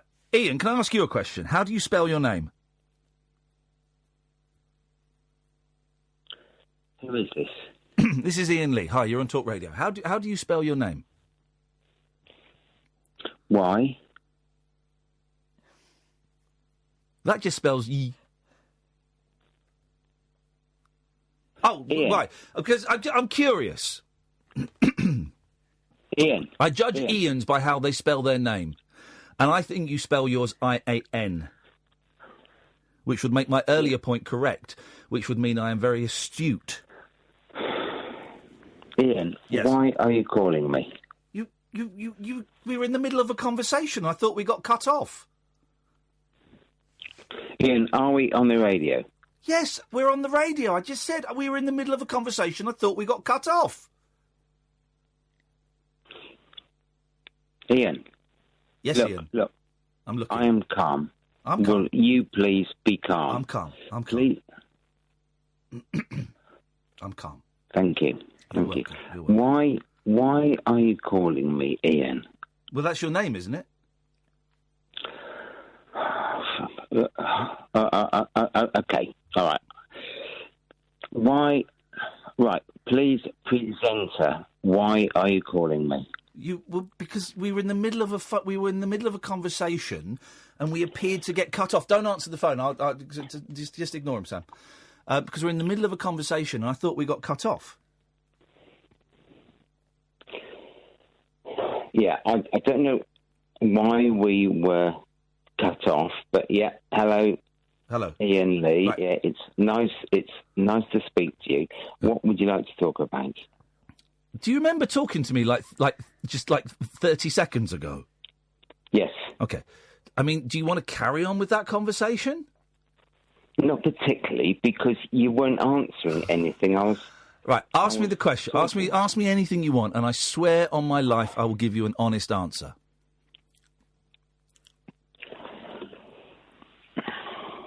Okay. Why was Paul Ross taken off the breakfast show?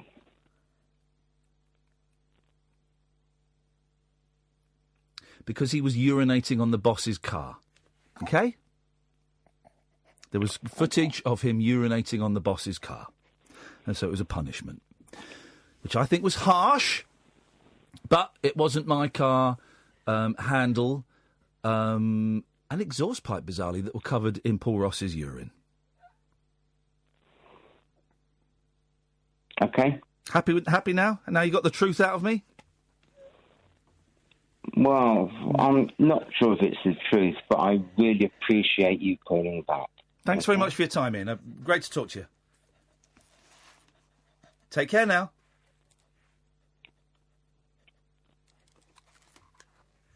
Ian? Ian? Yeah. Yay! I got you, man. Thanks. That was the longest version of the yes-no game we played, but I got you in the end. Thanks for being a good sport, Ian. Take care, man.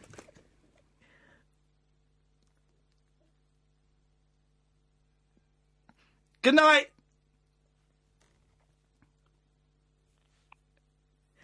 Thanks for calling. Ian?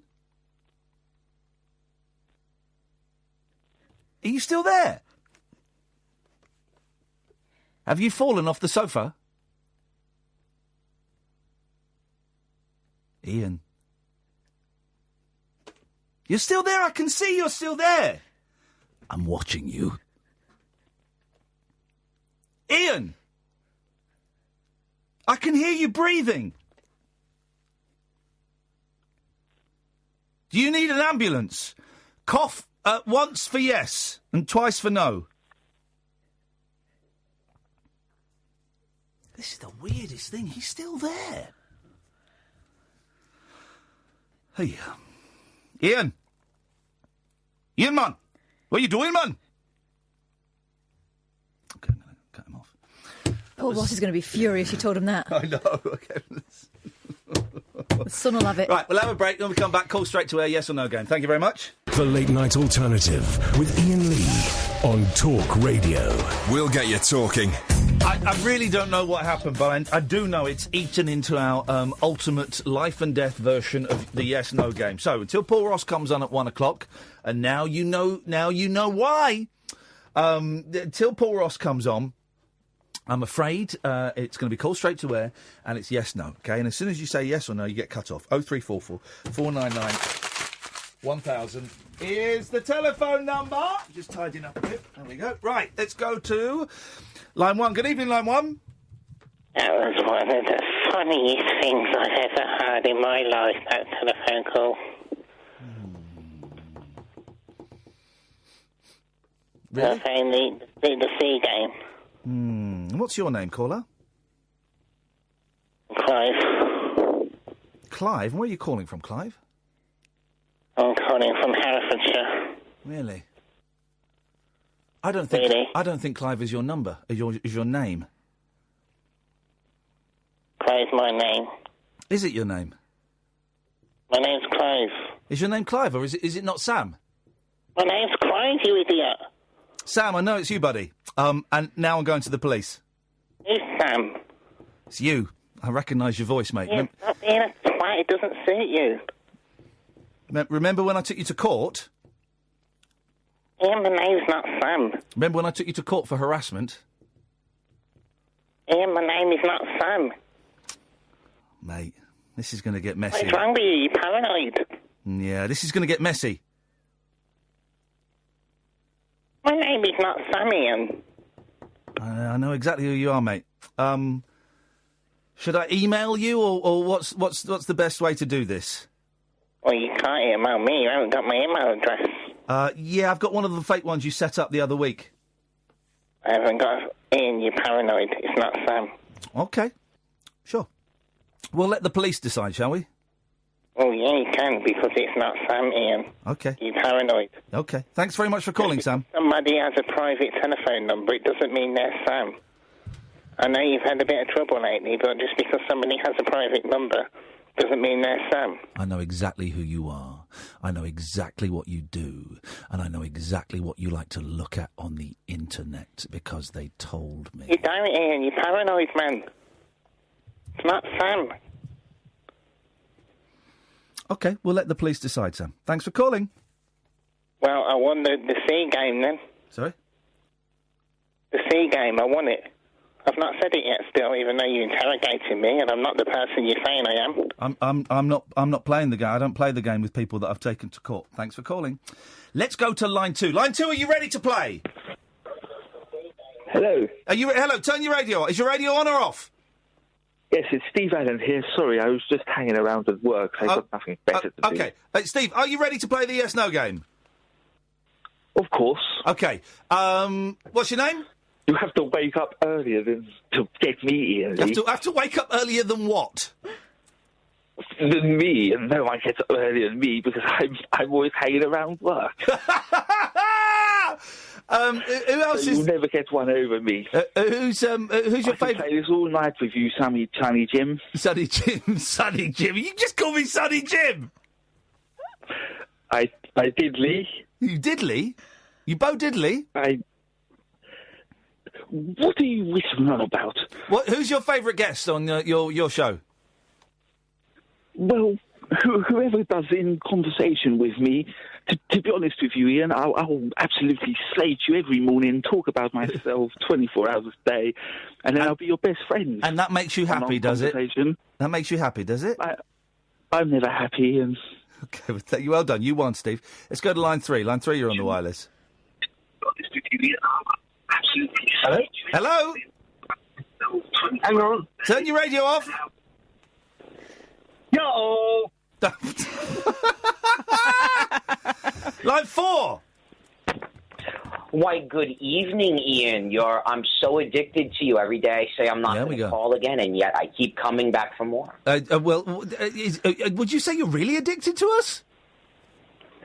I was getting the twitches before when I had to run down the shops for 20 minutes and had to turn you off because I had no high-speed data left on my phone. Shut the front door. So what, did you have to go and buy some data? No. Hey! Sucker! Line 4, you're on the wireless. Are you ready to play the yes-no game? Yes or not. Hey! And then, we go. Line 5, you're on the wireless? Ian, I'm really worried about you. Okay. Line 6, you're on the wireless? Hi, Ian, it's James. How you doing? I'm fine, thank you, James. You okay? I'm having a good evening. I went to the theatre, saw Jeremy Irons. It was a 7 out of 10. What was he in? He was doing Long Day's Journey into Night. That sounds a bit... felt very long. It sounds a bit boring. It was about 4 hours long. This is my problem, but the plays that are longer than 2 hours, they're just too long, aren't they? Same goes with films. Yeah, I agree. That last Star Wars film, flipping heck, that was the dullest film I've ever seen. It was nearly. It was 100. It was over 3.5 hours. No, it wasn't 3.5 hours. It went on forever, didn't it? I have not had that. I mean, the thing is, you just can't get up to wee. So you either need like a catheter, or to kind of not drink. And I like to drink. Of course you do. Well, not alcohol, obviously. Do you go to the theatre a lot? About 3 times a week. Really? How can you afford that? We do day tickets. They do day tickets, so you just queue up on the day. And I work in London. What, do you queue up at the theatre, or do you have to go to that little thing in Leicester Square? You don't go to the one in Leicester Square. You just queue up on the day at the theatre, because I work in Whitehall, so I can it's a quick trek across the road. But how long do you queue up for? Surely you must queue up for ages. It depends what the show is. Most of the things are quite easy to get to. If it's something like Bryan Cranston in Network, which is really, really good, then you'll probably be queuing up, looking at about 2 hours or so. 2 hours? 2 to 3 hours. Some people queue up from 4 in the morning. That's not my style. He's good. He's good. You've beaten us. I'm very good. Are you happy? Have a very good night. Are you happy that you beat us? I'm over the moon. God, you're such a smart. I was brought up on Des O'Connor and his gongs, so Des O'Connor's dongs. Yes, Des O'Connor's gongs. What are you saying? He's definitely saying dongs. Are you saying dongs? Gongs, the gong. Oh, are you saying gongs? No, I said no as in KNOW as well. So Well, all right. Did you say it? I didn't hear. Oh, you beat us. Go away, you smug git. Line 3. Are you ready to play the game? I think so. Are you sure? I think so. Come on, man. Give it some clout. Are you ready to play the game? Probably. You've got to be quicker than that, buddy. We can't have any hanging around, OK? What's your name? Okay. Simon. And where are you calling from, Simon? New Forest. Oh, are you the Simon with the cab company? Correct. You were on the other day talking about Twitter. So did that work? Have you got any more followers now? I have. It's getting more and more by the day. It is like Thanks to you guys. It's like an AI, an artificial intelligence is trying to sound like a human and failing miserably. How many followers you got now? 46. Hey, well that's you only had 11 the other day. I did. So like I said, it's going up quite steadily. It's brilliant. It's really good. Are any of them porn bots? I wouldn't know. You would. How do you tell? Well, because they post pictures of their bums saying, I'd like to have sex with you. Oh, not as yet. You sure? You don't sound sure. I'm sure. Okay. So how's the cab company going? Very quiet tonight. Very quiet. How many cabs have you got? 2. And who drives them? You and your wife? You and a mate? My business partner is a lady that I've worked with for years. Okay. And is there any romantic attraction there? I wouldn't have thought so. A lot of people think that she's my mother. Oh. Well, Mrs. Robinson. That isn't her name. Well done, you beat us. Do you feel good? Great. Sound enthusiastic. Nice one, Simon. Well done. You beat us. You going to call in tomorrow? Maybe. Okay, smug it as well. Line 5, you're on the wireless. Hello, Line 5. All right. Yep. How you going? I'm doing very well. How are you doing? Brilliant. Where's that accent from? Glasgow. It doesn't sound Glaswegian. Well, I'm from Glasgow, I'm sure about that. Okay, all right, I'm sure you would be. What part of Glasgow? I worked there for a while. What part? Okay. Okay. The thing about Glasgow got a really bad rap a few years ago, but then about 15 years ago, they did it all up. And it's an amazing place, isn't it? That's right. Aye, they did. I'm not having aye. Aye is yes. He's Scottish. Well, I think you're being racist. He's Scottish and he's saying aye. I think you're being a wee No, bit we racist can't. there, my friend. Line 4. Hello, yes, indeed. This bugger.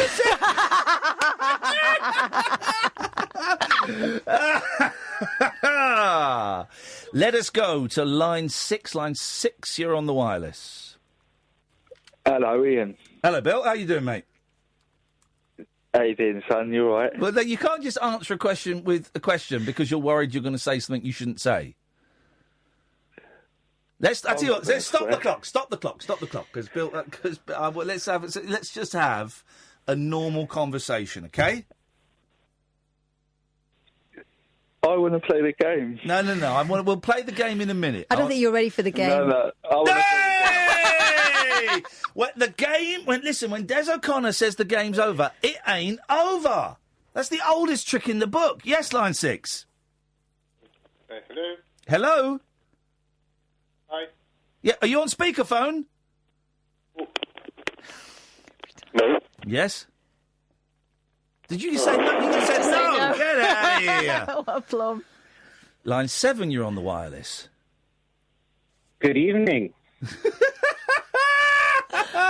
Good tide to you first, sir. Good evening.